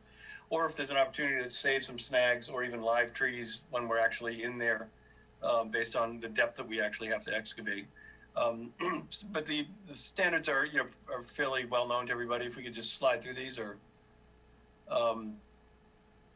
and the yellow is our standards. It has to be at the same elevation, same no unconstricted surface flow. All these criteria here that I won't go through unless you'd like to discuss. No, I don't think you have to go through all those. I think you want to proceed. Yeah. So we've been cross-checked our replication scheme for compliance with the 7 requirements for wetland replication, and we believe that they are holistically compliant with those requirements. And for the record, we put them in here, but like I said, like the chairman said, we don't have to read through each one. If you could go to the next one, Katie, or whoever's control, or Leslie. Actually, this I think we want to go back to Katie on this one, don't we? Are we done with the discussion of the fence? Oh yeah, the fence was simply. I'm sorry. Or we seem to have moved on to something else. Okay, yeah. Right. That was just where. Excuse me. Go ahead. What my understanding is, you're just going through an overview, give us a quick rundown. There's issues we need to look into, and I think we're going to need time to review, and after we see these plans, so we can take a look at what is pertinent to our issues. Yeah. So we'll need time to look at those. So I think right now this overview we can keep that moving. So, Mr. Chairman, I think Landis was correct. We are looking for feedback on the fence. The zoning board asked us to come to you and ask permission for safety reasons to put the fence across the wetland. And so I think it's fair to ask if that's something the board will support. Can you show the whole plan of the whole extent of where the fence is? Okay. And essentially, the original submittal, we just avoided these wetland areas, Landis, so that just to simplify it, and we were kind of relying upon kids or whomever might want to go on the tracks, not really wanting to get all sloppy and soggy in the process, but the ZBA, I guess, saw it differently. So they want a continuous fence from near Summer Street all the way to the river on the north end. And so what we're doing in this proposal is just filling in 2 gaps there where we didn't have fence, we had avoided the fence previously. So it's the 14 feet on the southerly one and 123 feet on the northerly one, I believe. It will be more fence than we had originally proposed. How about down towards the river? It'll have to end at the culvert just by physics and property ownership. So it's proposed to the wetlands down by the river and the riverfront area also. Well, the river, it's pretty acute. The difference between the river here is there's some space there, but it'll be at the toe of that slope. And I think all the way to the culvert is the plan, although it says it's cropped here a little bit.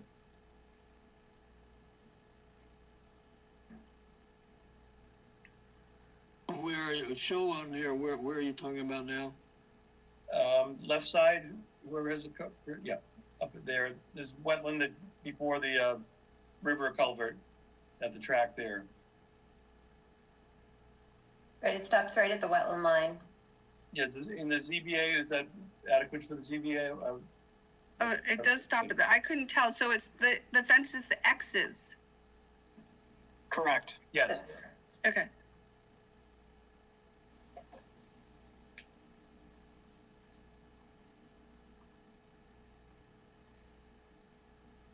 I don't know, do you have enough information, Landis, from what you've seen here that, I know you had some questions, I had some questions. Yeah, I did have some questions. I did have some questions.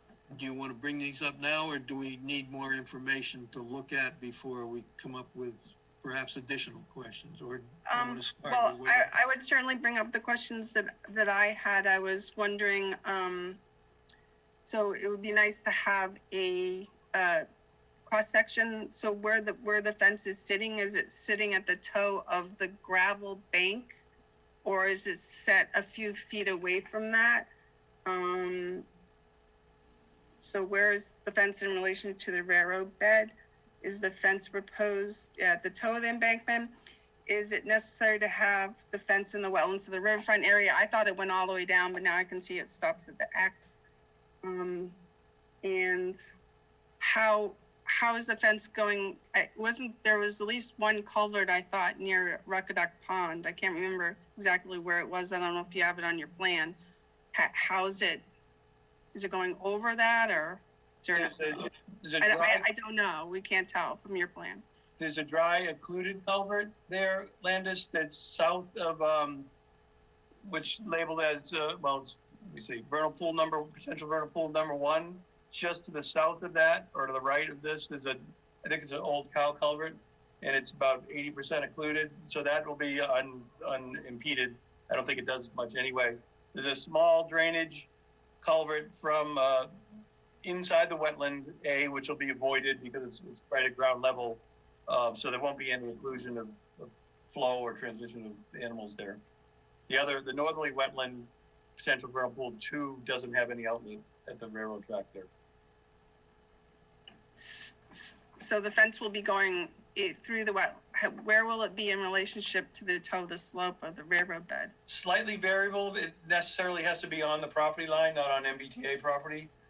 So it will be in the resource area, in the areas shown, within a few feet of the toe of the slope. It'll be actually in the wetland soil there. But the displacement, of course, is going to be about 12 or 14 2.5-inch pipes will be the net displacement that we already overlap with our other replications, so we don't think that's really a quantifiable impact. Where the posts are going to go, and for constructing the fence, do they have to cut down vegetation to get in there? Will it be done with swamp mats? We plan on doing it, which is on foot, because it won't be that elaborate. It'll just be putting these posts into the ground. So we don't want to, and logistically getting something down there without going on the tracks is very difficult, because you're familiar, it's a very steep slope, and then it's into the mud. So bringing something in terrestrially without cutting all kinds of swaths through the wetlands and buffers additionally would be problematic, and I don't think it's required for the fence installation. So I guess having some written description, guidelines of how you're going to put it in, Jack. You're saying that it will be manually installed? Yes, yeah. Particularly in the wet areas, because we don't want to drive a ATV or a bobcat or anything through the wetland. That's not our intent. Our intent is to do it quite surgically. And the rest of the area, you may be using mechanical equipment, or is it all going to be manually installed? I don't know that Yes, there will be equipment in the areas that are not in the wetlands. Up there, building 1, particularly we're already going to be very close to the property line there. well away from resource area, but it certainly makes sense there probably to use a mechanized force. But in the wetlands, it doesn't really make a logistical sense. Is the fence line then essentially your property line? Yes.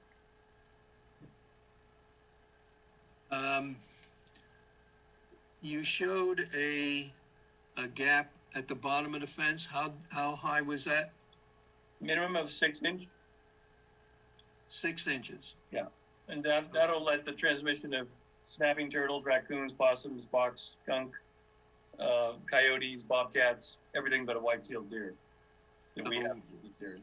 Well, the deer can jump 6 feet, so. Yeah. But that coyotes will get under that with 6 inches. Yeah. Okay. What about one of their burrows? It doesn't take a lot of space to get a coyote carcass through an opening. Okay. Any consideration for dogs? No, we haven't really thought about dogs. It'll be in the wetland where people shouldn't be treading normally, and if the dogs are going to be going under the fence, they're going to be loose and feral, I would think. So. Okay. While we're on the fence issue, I think. I don't know if you found any information, Landis, about guidance from DEP or regarding the fence within resource areas? Just that there should be no obstruction to wildlife, so. That's basically the guidance, okay. All right, while we're on the fence, does anyone else on the commission have any questions at this time? Bailey? Yeah, I do. Yeah. Okay, we'll get there. Bailey? Let me go through. Bailey, do you have any questions on the fence? May I go last, please? You may.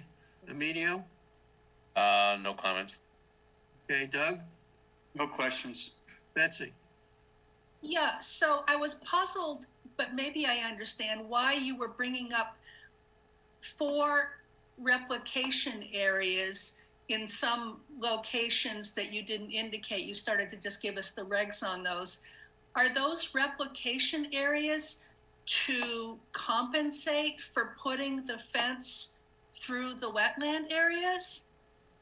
No, but I guess the linkage between the fence and the replication for crossing 1 and crossing 2, which have been present since the first iteration of the plan, there's been a slight reduction in the actual footprint. It's in the order of tens of square feet.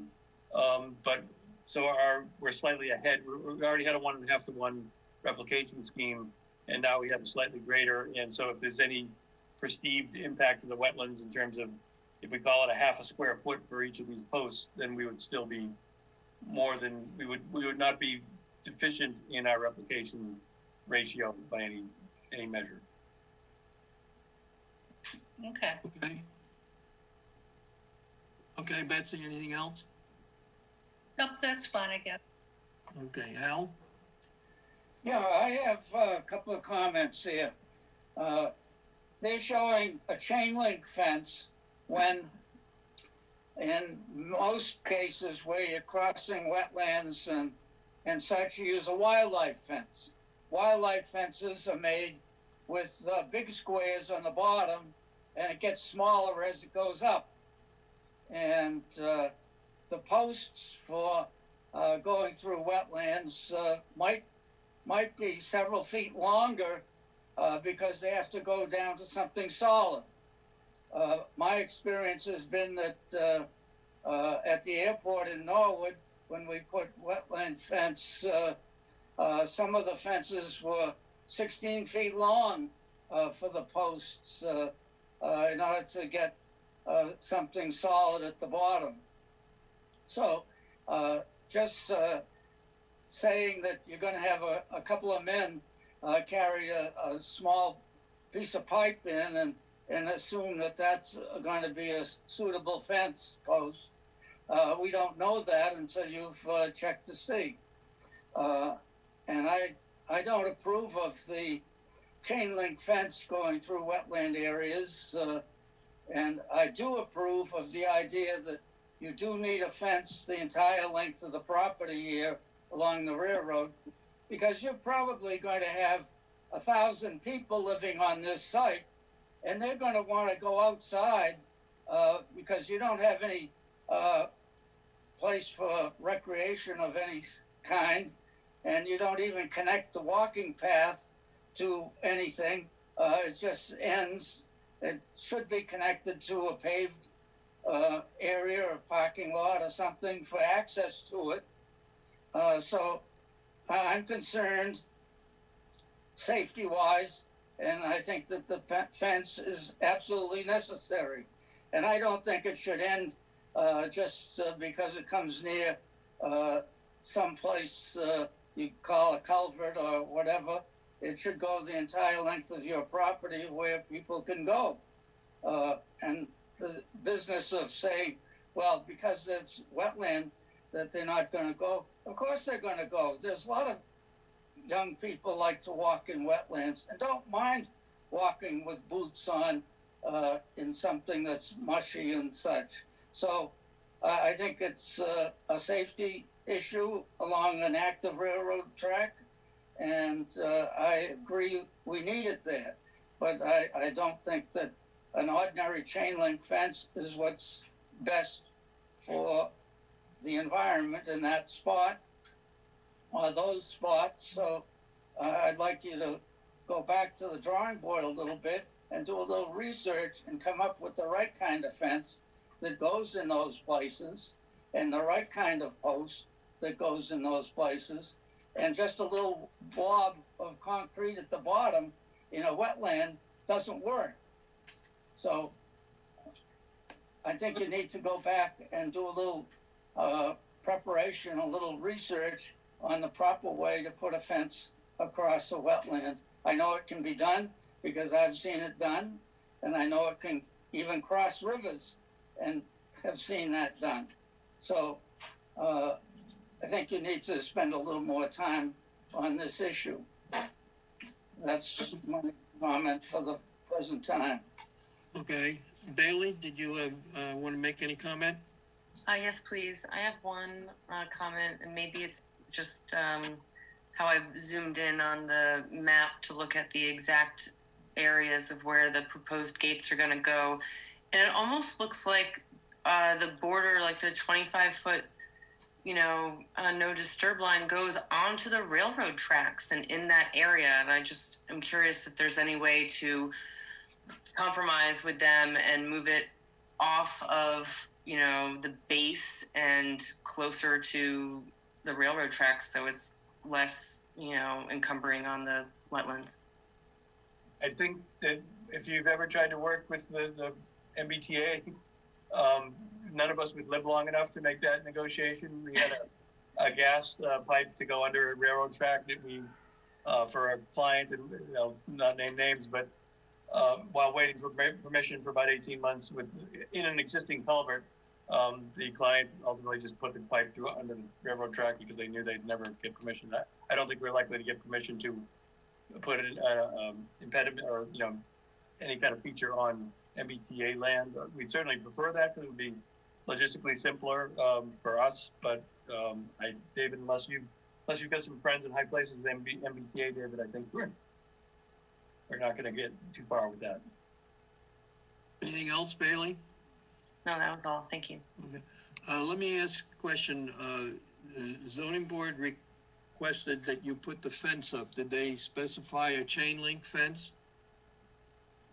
Yes. So I think that the zoning boards, if I remember correctly, their main concern was to keep children off the tracks. Okay. I think adults can make their own decision, and they can also, like a deer, get over a 6-foot fence. So I'm not familiar with the wildlife fence. I'd be happy to work with Landis to come up with a construction detail that satisfies the zoning board. as well as the Conservation Commission. I think we can look into that, and I know I have seen what Al is referring to, and it is crossed as wetlands and streams, et cetera. So I have seen those also. But I think, yeah, it's a good idea. Maybe Landis can research that a little bit, and then we can perhaps have discussion with the zoning board and see if that would, if they would be amenable to, in those areas where we're concerned with the wetland issues, to use a different material. But let's put that on something to investigate further at this point. Mr. Chairman, before we move on to that, just one observation that the wildlife type fencing is good when you've got animals being contained, or just passive containment. But in this case, if the large wire blocks at the bottom, they're 6x6, I think, or 6x something like that, and then they graduate up. They're really good for putting your foot in and climbing.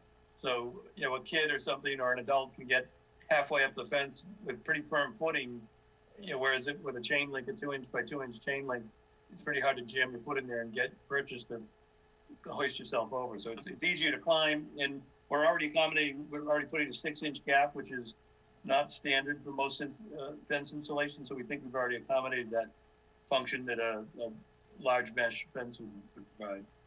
Personally, I don't think the chain link fence is going to take a kid or anybody, a kid or adult who wants to get over the fence. Is it 6 foot or 8 foot fence? Yeah. Oh yeah, I determined kid's going to get over it, but it could be even easier with a wildlife fence, because you can put your feet the first 2 or 3 feet, you can stand on it. So. Well, that's something that we need to look at. So I think you make a good point, but I don't think either way, you're going to keep somebody who wants to go over the fence is going to go over the fence. Yeah, without concertina wire, yes. Can I suggest that the applicant, since it's on the applicant to provide information to the commission, look into the wildlife fence and provide us examples, and then we can talk about it? Right. That'd be great.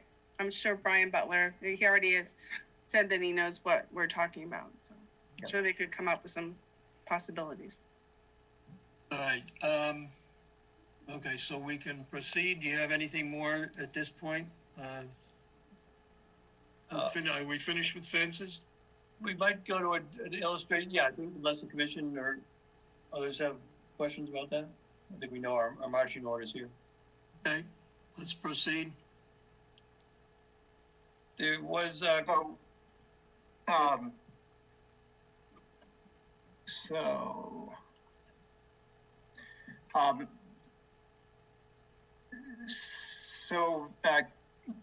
Katie, do you want to talk about this slide?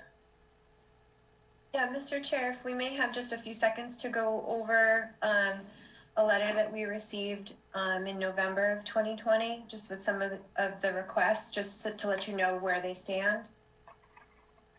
Would that be? Yeah. Okay. Go ahead. So this is just a really quick bullet point overview of some of the requests that we received in this letter in November. From your copies of. Mr. Chair.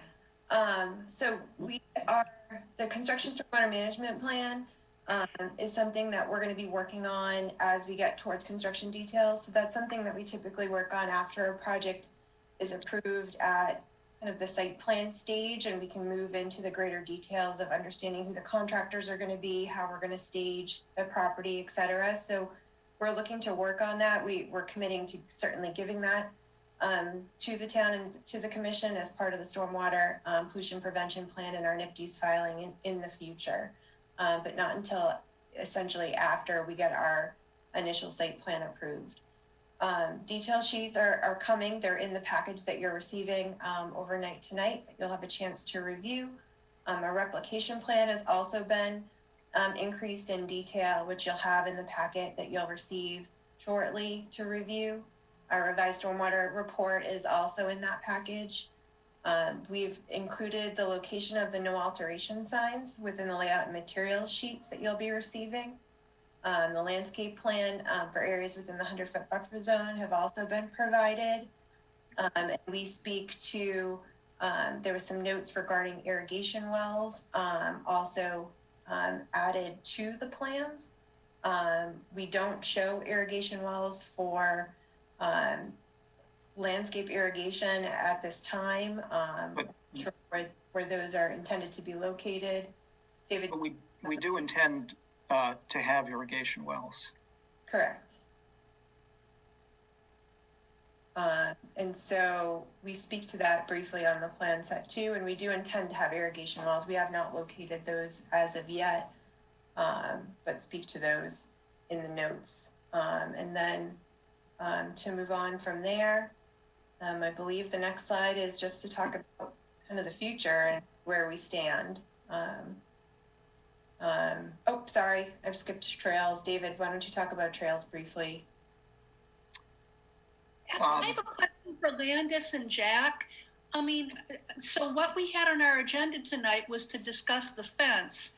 And we don't usually have discussions about things that we don't have on the agenda and that we don't have any plans or materials for. So I just, Jack and Landis, is this what we usually do? I'm gonna let Jack speak of this. I think it's, we can let the applicant proceed. They're sending out some things. We need to get. How many slides do we have? Wait, what? How many slides do they have? Just one more after this. Okay. And weren't these materials provided to last week and a half ago to the commission, or was I mistaken? Not the whole slideshow, no.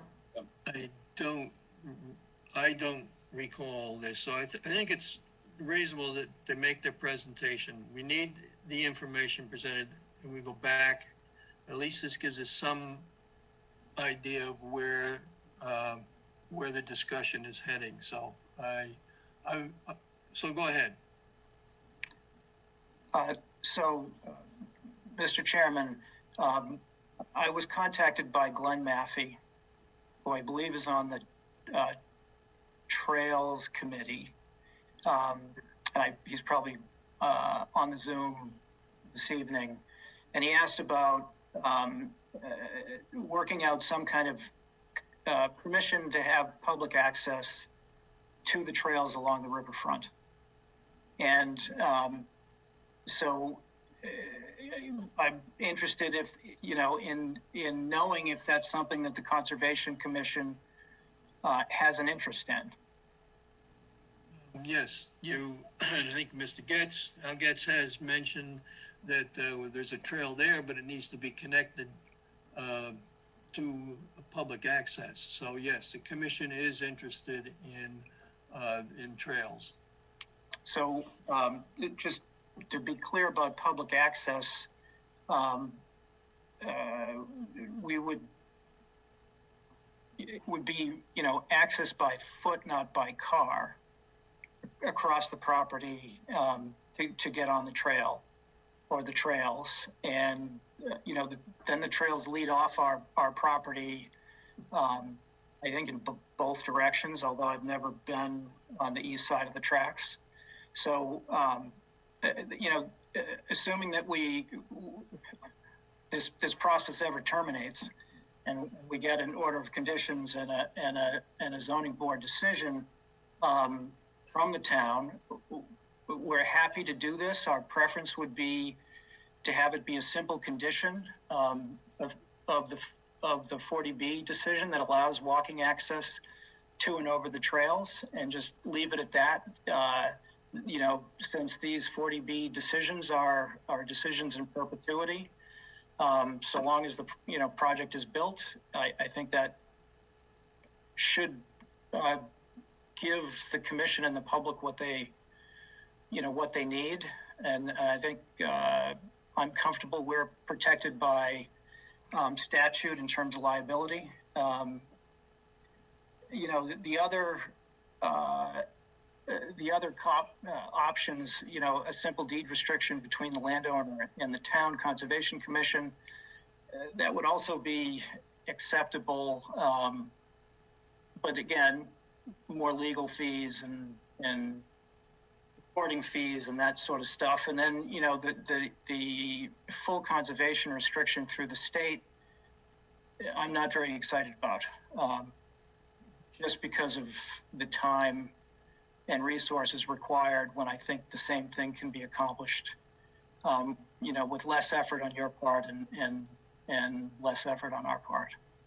But I'm just looking for your feedback. Okay, I think definitely the conservation is interested in the trails along with Mr. Maffey, who is with the Trails Commission. So I think we probably could take a look at this and see which works better between what you would like and what we would like. We can reach some agreement. I think there's definitely either one or two there that your items, one or two, should work. Landis, you have any comments at this? Not at this time, no. Okay, Glenn Maffey, you were on. Do you want to make any comments now? Yeah, I just want to briefly talk about the Great Cedar Swamp. I won't go on for too long, but it's a really big piece of land that is owned by the town. It's 360 acres, and what's interesting about it is we don't really have access to it. It's surrounded by private property from, you know, Route 1A all the way down to Winter Street to the Summer Street property here, and then the train tracks on the other side. So this is an opportunity to have access, and so it's important to us that we can open up these trails to the public, having a condition in there that Mr. Hale talked about that lets people not drive onto their property but walk, access the trails. Certainly, it would go a long way to opening up the land to anybody in the area. It's a big piece of land. Just for context, it's as big as the town forest, and it's as big as Adams Farm proper. So it's really important to us to have access to these trails. It sounds like the applicant is open to the possibility, so that's encouraging for me.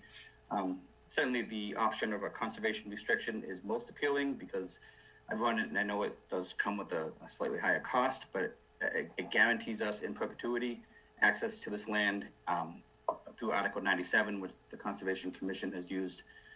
We're currently going through an issue with something that didn't go the right way, and now we've lost access to a trail. So having that permanent conservation restriction is appealing to me and to the Trails Committee, which I'm representing. So I just wanted to say the Great Cedar Swamp is a really important piece of town-owned land, and gaining access to it in a permanent way is something that's very appealing to me and to the town. Thanks, Glenn. Anyone on the commission have any comments or questions at this point regarding this issue? Bailey? No comments or questions, thanks. Video? No comment. Doug? No questions. Betsy? No comment right now. Al? I've already had my say. Okay, I agree. I think we need, this connection is good. I'm glad that the applicant is interested in pursuing that. So I think we can look at, the commission can take a look and see how we want to best address this. Okay, anything else? Then you had one more slide, you said? So, yeah. Somebody had a question? No, it was me, David. Sorry, I interrupted you. It's Katie. Go ahead. So we just wanted to briefly talk about next steps. And Katie, do you want to describe what plans will be delivered? Sure. So the plan set itself is almost 100 pages. So we spoke back and forth with Landis a little bit and tried to minimize the plan set to be given to the commission.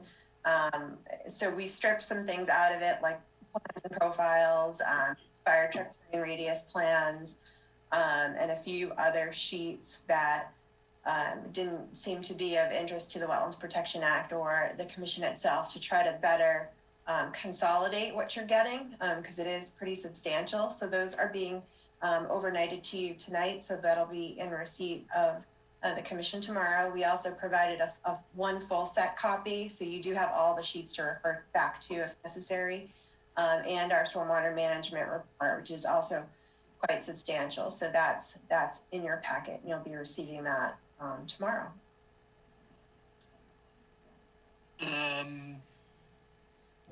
How about digital copy? How about a digital copy? Right, I believe that was sent last week, but I know, but the issue is that there's two different permits here. One, the 40B permit, which looks at everything that the zoning board would look at, the planning board would look at, the Water and Sewer Commission would look at, and that's the 93 sheets. What we wanted was what the Conservation Commission looks at under the Wetlands Protection Act. So the digital copy still have to sort through all those. That's fine. No, we have a PDF. Plans. So what we want and our peer reviewer to be able to do is to look at what applies to the Wetlands Protection Act. So if you could just kindly submit that to us in digital form, and, sure. And it sounds like you did in hard copy. So what applies to the permit that we look at would be much appreciated. We can send that tomorrow. Absolutely. Thank you very much. Okay, You'll save my eyes and everyone else's. That will include the Tetra Tech stormwater review? So the Tetra Tech, it did not include the Tetra Tech stormwater review. My understanding is that that will be done on or prior to the 10th, which is a week from today, and will be distributed to the commission at that point. Okay, we'll need time to review that. I don't say you're looking to close the hearing in February. Personally, I don't think that's going to work because we need time to review that and look at these new set of plans.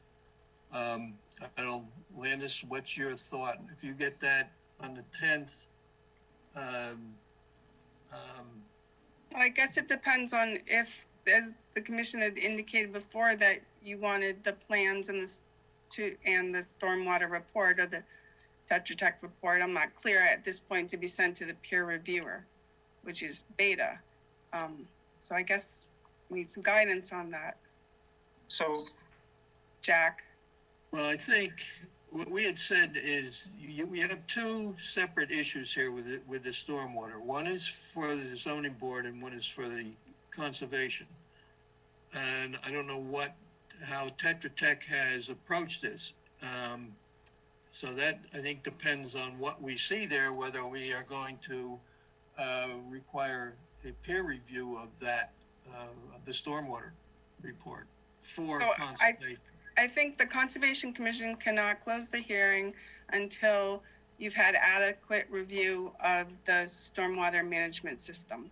So if it's reviewing Tetra Tech review, and then if there's additional stuff that the commission wants to be reviewed by Beta, like the initial review, they review the Tetra Tech report and then went a little bit further as far as the Wetlands Protection Act. But I wouldn't recommend closing until the Conservation Commission has had adequate review of both the plans and the stormwater management system.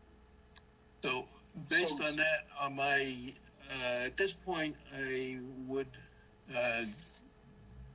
doubt that the hearing will close in February. But at this point, I think we're not going to get the information until the 10th. The next hearing after that is the 24th, is it? Our next meeting? Yep. 24th.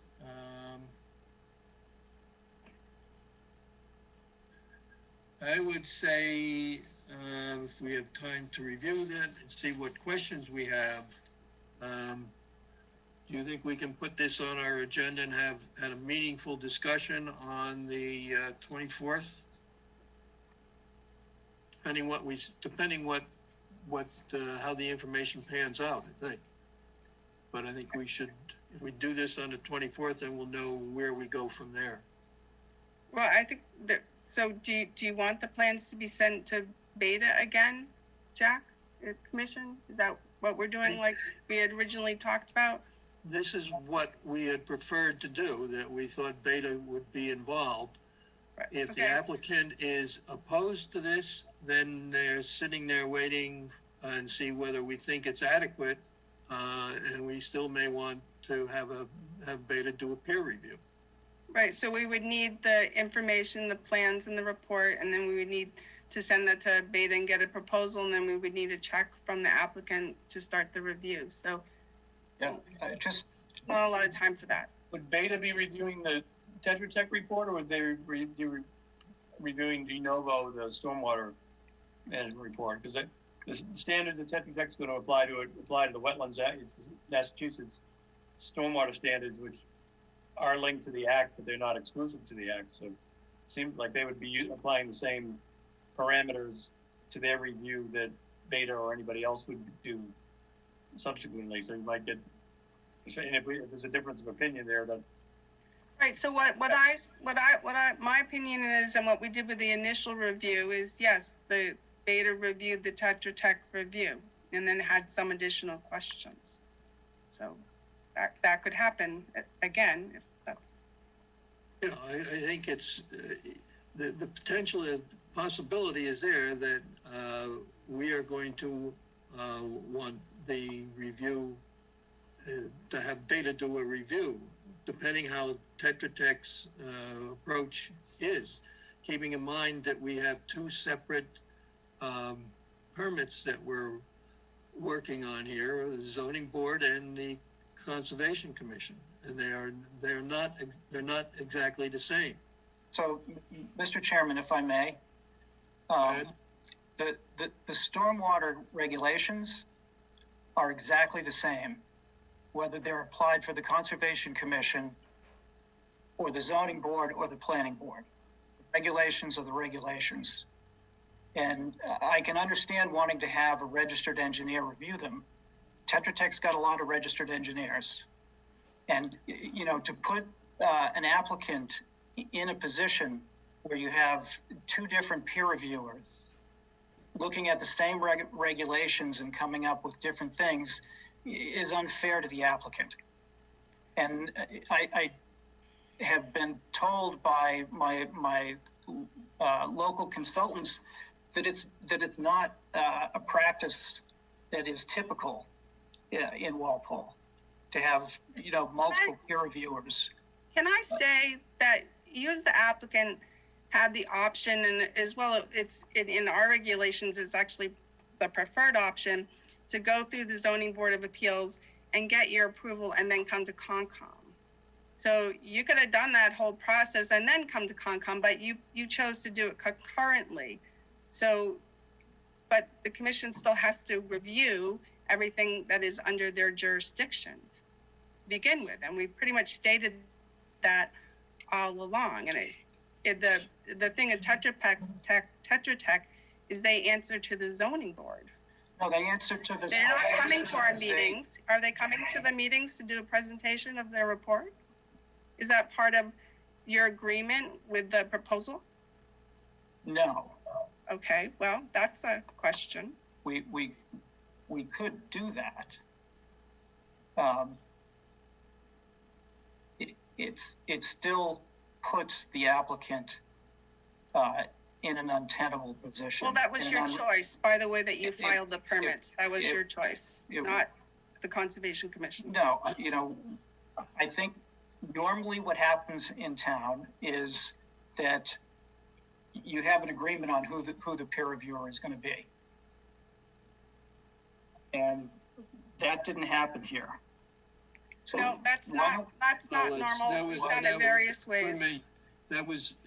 We had reasons for that, and I don't want to go into it now, but we made a choice. We looked at both and decided that Beta was the better peer review for conservation issues. And I said, I don't want to go into some of the reasons for that right now. That decision's already been made. So I think the choice is up to you. look for that information by February 10th, and we will need the next 2 weeks to review that and see if we have specific questions that that may or may not require us to go to another peer review. So, so you will have that information, all that information to us by the 10th. Is that Yes, correct? Yes, so you will have the plans tomorrow. And the peer review from Tetra Tech on stormwater specifically by the 10th. Okay. Okay, so we'll continue this until. And the stormwater report, I'm sorry, the revised stormwater report. You will also receive that tomorrow. That was mailed overnight. Okay, so we will continue this until February, let's see, that'd be the 24th. We have that wetland, so I would say we don't have anything else. We have that 7 o'clock stormwater. So, Jack, can I just ask you one question? So you're going to continue to the 24th. We're going to receive the information by the 10th. And then we don't know at this point if we're sending the information to beta or not? Correct. If we do, it's just going to take more time.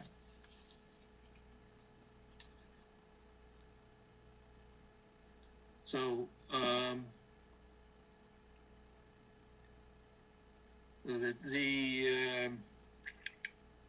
right, we have stormwater erosion control. That's the only thing we had on our agenda for the 24th. Yep. Did we add anything? That's all we have on the 24th. Okay. All right, so we'll make that 8 o'clock. It gives us an hour on the, and okay. We can fill in with whatever else we have. So 8 o'clock. Sounds good. Okay. So someone make a motion to continue this until 8 o'clock on September. You want to ask if there's, wait, I'm sorry, Jack. There may be someone else in the audience that wants to. Yes, I know there seems to be several people out there. If you want to speak, you can write in chat that you want to speak or just unmute yourself. Yes, please identify yourself for the record.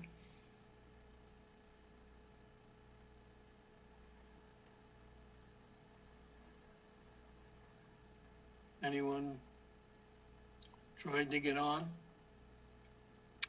I don't know. So is there, if there's anyone that wants to speak, you should unmute yourself or you can tell me in chat that you want to speak so we know.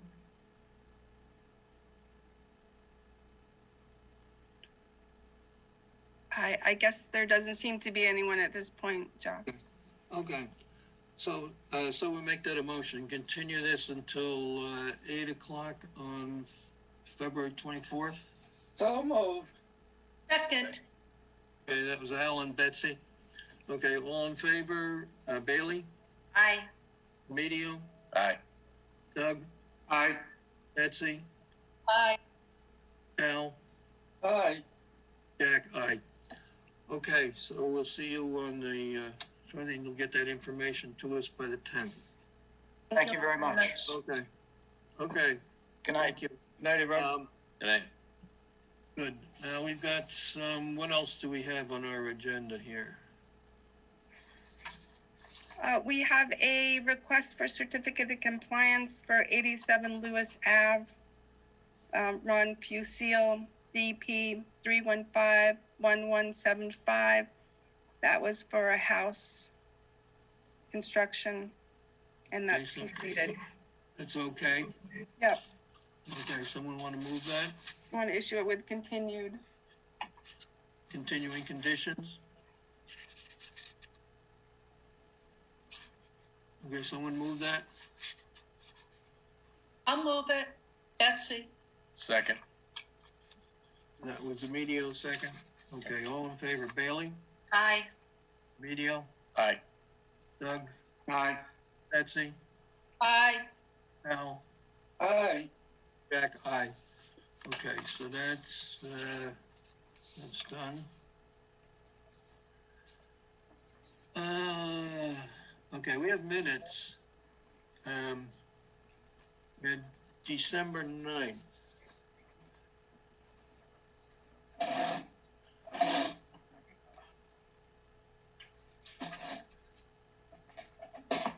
Let's see, December 9th.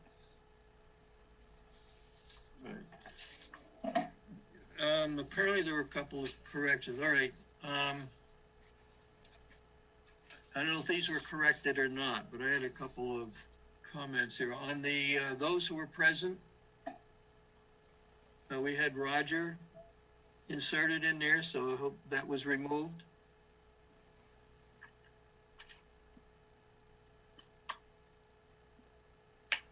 Do we have the...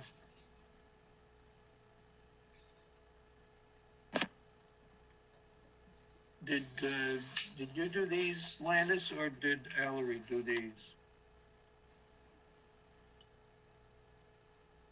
I think Allery did them. Yeah.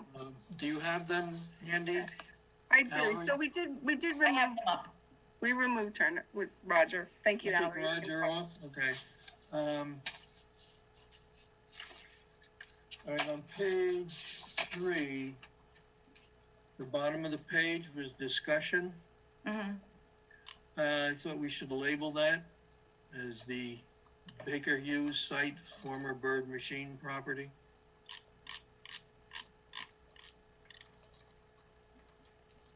You see it just says discussion. It doesn't really tell you what it's discussion about. Yep.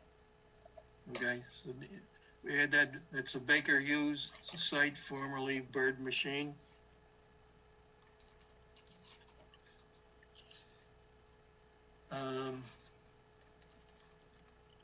And on page 4,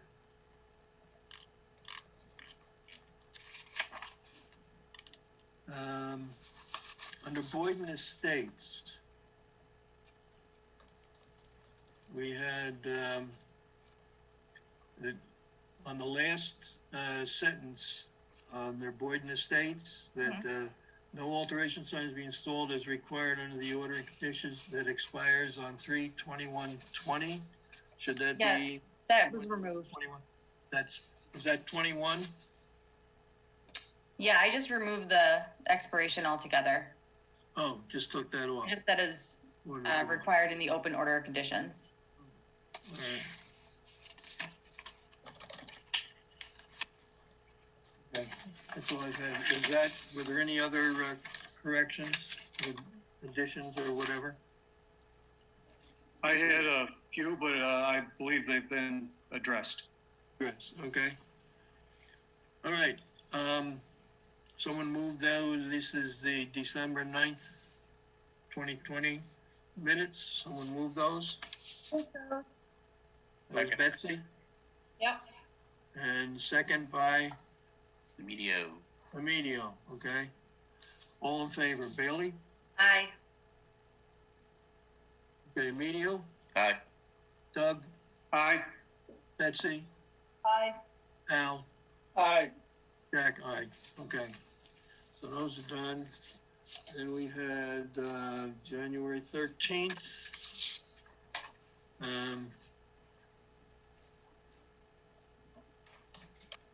And those in attendance, did you add Emilio's name on there? Let me check. Let's see, under the stormwater erosion control bylaw, the vote. Yep. the seven, you added Emilio's name on there? Yep. Okay. All right. Do we have anything else?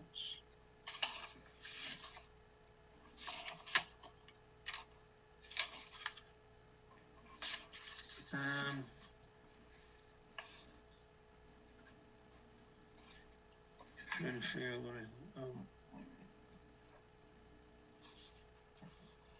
okay, on page 3,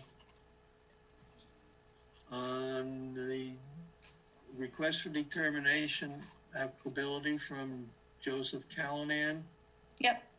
The last sentence says that the Callanan stated the tank is inspected and provided annually, and that the tank Yep. has passed inspection. Yep. Okay, you added that? Okay.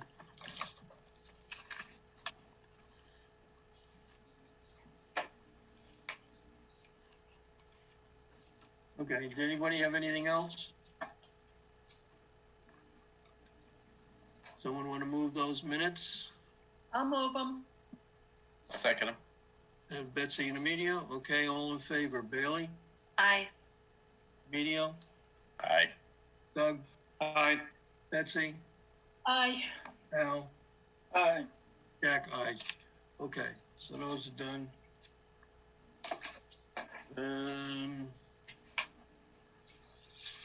What else did we have? Anything, apparently nothing new on enforcement orders? We don't have anything new? No, well, the Main Street, you know, they're up for auction, so I think that's what's happening with that site at the moment. I've had some inquiries about it. So Is there anything that we should do with respect to the auction to let whoever the prospective purchasers would be, that there is an outstanding order conditions and what else have we got there? A non-compliance with the site? Or we just let it go at this point and see who the new owner is? Well, I've gotten a couple of inquiries about the property. So when people ask me about the property, I give the rundown of what's going on. We could record the enforcement order that we didn't do previously, so it would be on record. But you know when they're going to have the auction? I don't know. I thought it was recent, so I don't know the specific date. It might have. It was probably like a month ago that a couple people called me or came in to ask about it. Okay. I don't know what the status is at this point. Is there something on that has been filed with the registry that would indicate that there are conservation issues on the site? I mean, they never did get that tight tank installed. No, there's lots of issues on site with other departments as well. So, I mean, I know in the past we have recorded an enforcement order at the Registry of Deeds, so it pops up, but I don't know if there's anything else that we can do. I can look into it, see if I can find the status of the site. You might just, actually, we don't lose any jurisdiction. So Right. whoever buys it, we'll just have to get back to square one with them. So, but if there is something you could do just to show that it is, so that anybody that you're looking it up would find it, or else it's just a buyer beware situation. Do due diligence on any property you purchase, really. Okay.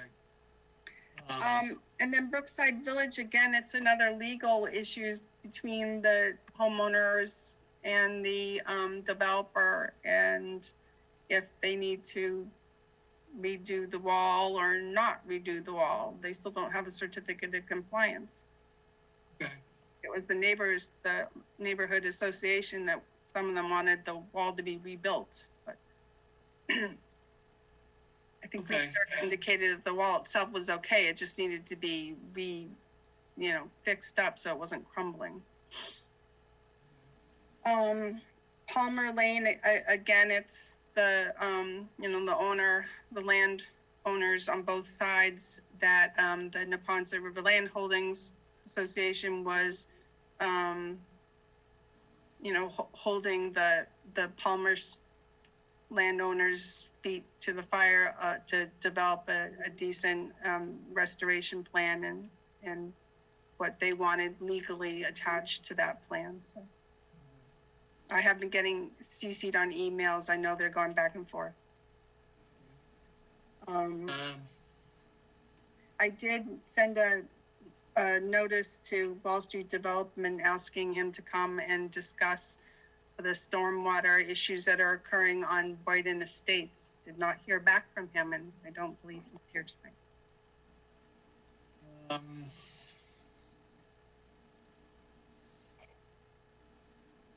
What are our options here?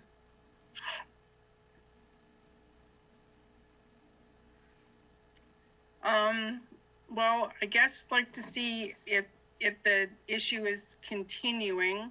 So I know there was a couple of rain events where water was filling up into the little wetlands in front of the house and then overtopping and causing erosion to occur down to lot 5. It looks like he redressed part of the slope, but I don't know if he's fixed the issue. If it's a occurring issue that he needs to address. Obviously, it happened once, it can happen again. Right, if he hasn't done anything. Candace, can you remind us of how this came to our attention? Did the person whose land the water was flowing onto contact us, or did you notice it, or what? Well, I noticed it. I went out there after the major rain event that we had a month or so ago, which I often will go to sites after big rain events to see if the erosion control was holding up. So I noticed the wetlands full and overtopping, and have pictures of the erosion onto lot 5.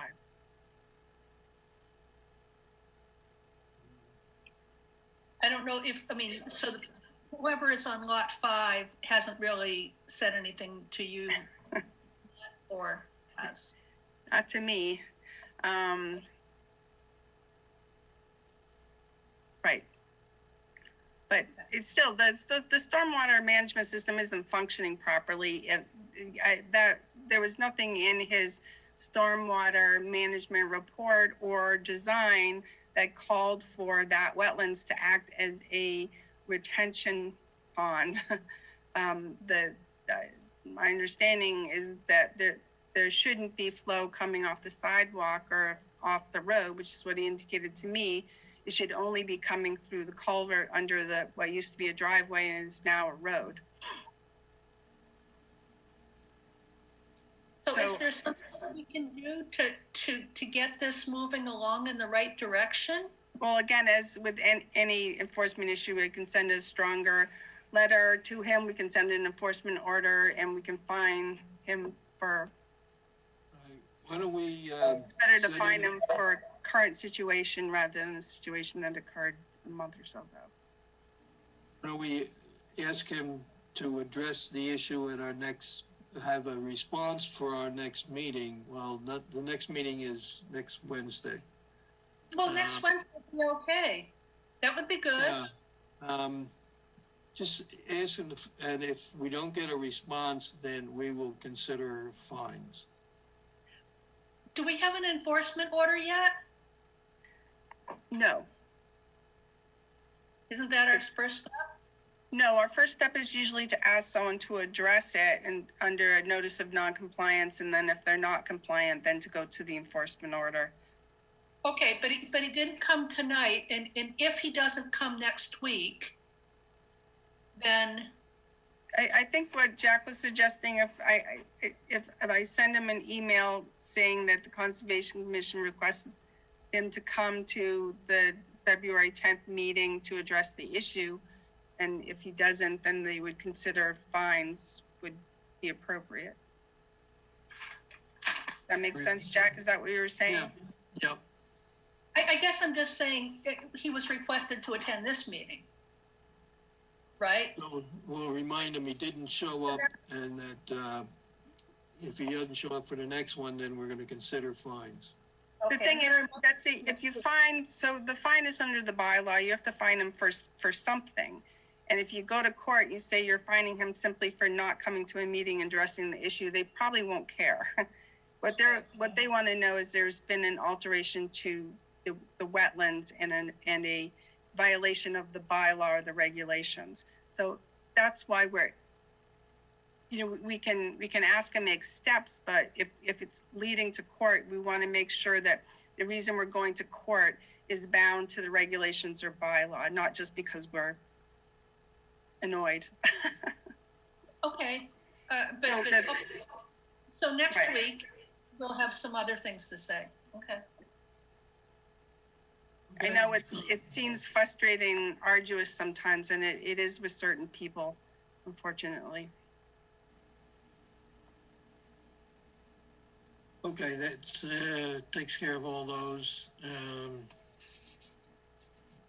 Anything new on you addressed the board comments. And the open space and recreation plan letter, I know I sent out information about to go on to the website to review the draft. I don't know if anyone did that, but if we could just send a letter in support of the open space and recreation plan draft. We did get a letter with approval from DCR contingent upon sort of a list of items that still have to be addressed, but that's a good step because it allows the town to apply for grants if we need.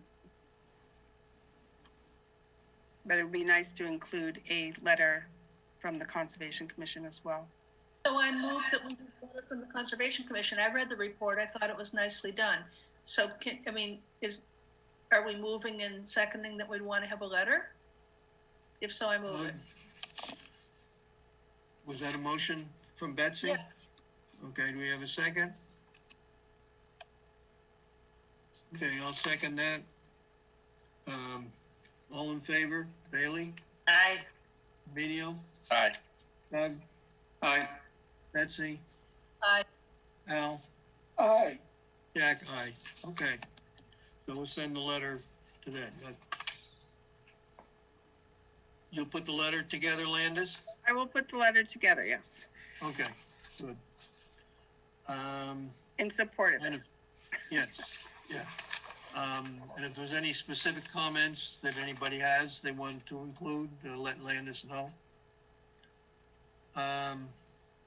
Okay, does anybody have anything else? I have a couple things if nobody has anything else. One, for our next meeting on February 10th, Allery, if you put on the agenda, discussion of the trail on the Pierce property. And also, we got some quotes for vegetation management at Turner and Clark's Pond. Did you need that on the agenda, Landis? No. Okay, was there feedback from town administrator or anyone else? The town administrator was fine with going with the second proposal, Waterworks. We've used Solitude Lake Management for a while, but there was reason to perhaps go to this Waterworks, which are people that used to work for Solitude Lake Management. And one of the reasons is they're local, they're in Upton, while the Solitude Lake Management is a major company, which is now in Arkansas. So it would be nice to deal with local people. It's a smaller outfit. They're relatively new. They are people who have worked in Walpole before on our ponds. So I was proposing to do the Clark's Pond and the Turner's Pond treatments, which are similar to what we've been doing for years with them. Okay, that's okay with the corner office? Correct, yes. Okay, that's good. All right. Just wanted to let everybody know that the select board approved our request for $15,000 from the state filing fee account. So that's set up so that we can access that. And you had some correspondence with the Aggie Schools engineer regarding that North Street solar field. Yes, I reached out to them and the Norfolk County commissioners, one of the commissioners, the consultant Carasage, I think is the name, and based on reviewing their preliminary plans, the first one and the second one, I requested that whatever they do, if there's wetlands on the parcel they're proposing, that they need to do a field delineation and submit a request for determination, not just go with the overlay state restricted wetlands maps or GIS maps, but we would like a field identification. Do you get the impression that they're going to follow through with what you're telling them? He did say yes. Okay. It just seems like they have been not necessarily following what others have requested. They seem to be going on doing what they want, but they're going to file before they proceed. He did seem to indicate that. So that's all I have. Do we know yet whether they need to conform to the town bylaw? Did that ever get settled? Not to my satisfaction, no. So what does that mean, that you didn't get an answer, Landis, or you got an answer you didn't like? Oh no, I haven't gotten an answer yet. So from our own attorney, from the town's attorney, or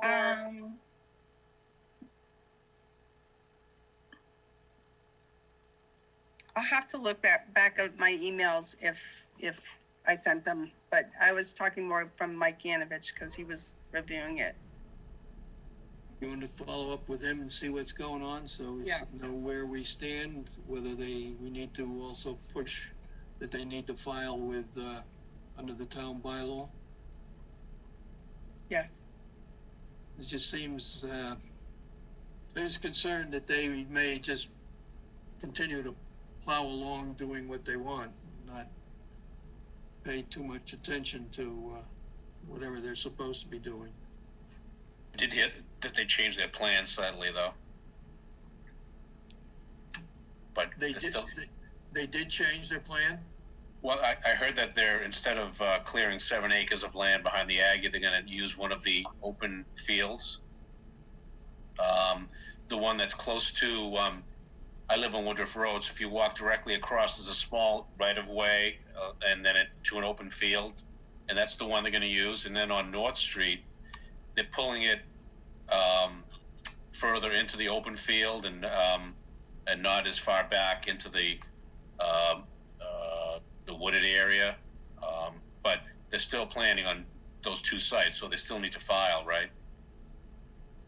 Right. So that was the second proposal that I sent out to people that I found. Is that what you're talking about, Emilio? The most recent one? It was from a call that a friend of mine told me that, but I didn't see what you had. Yeah. Well, what you sent us, though, is like a PowerPoint presentation where you can barely see where they're talking about. And that's, and we're not used to that. And I guess that's what's troubling. I mean, when you see this, Emilio, I think it's probably somewhere on your computer and open it. It's not going to be enlightening. Right. So is there an actual set of plans out there, or, because this looks kind of like a graphic or something? I don't know. Well, all right, let's just see what, I think if we can check with if we don't, if Mike Yanovich doesn't have a firm answer, then I think we should go directly to town council and find out whether the town bylaws apply to their to this Aggie school proposal. Yeah, I'm gonna do that tonight. I'll send him an email tonight before I leave. So. Right, because I think so we need. drop that. We should know, and if they are subject to town bylaws, then I think we need to remind them that they have to file under that. I think I had a conversation with someone, I can't remember who. I don't think they are because they're county, but ask the question. Yeah. But we had a real question about that. And so I want to get it answered. I don't want to just sort of guess, oh, maybe they're county, so it doesn't matter. Yeah, I got that. Okay, anybody have anything else?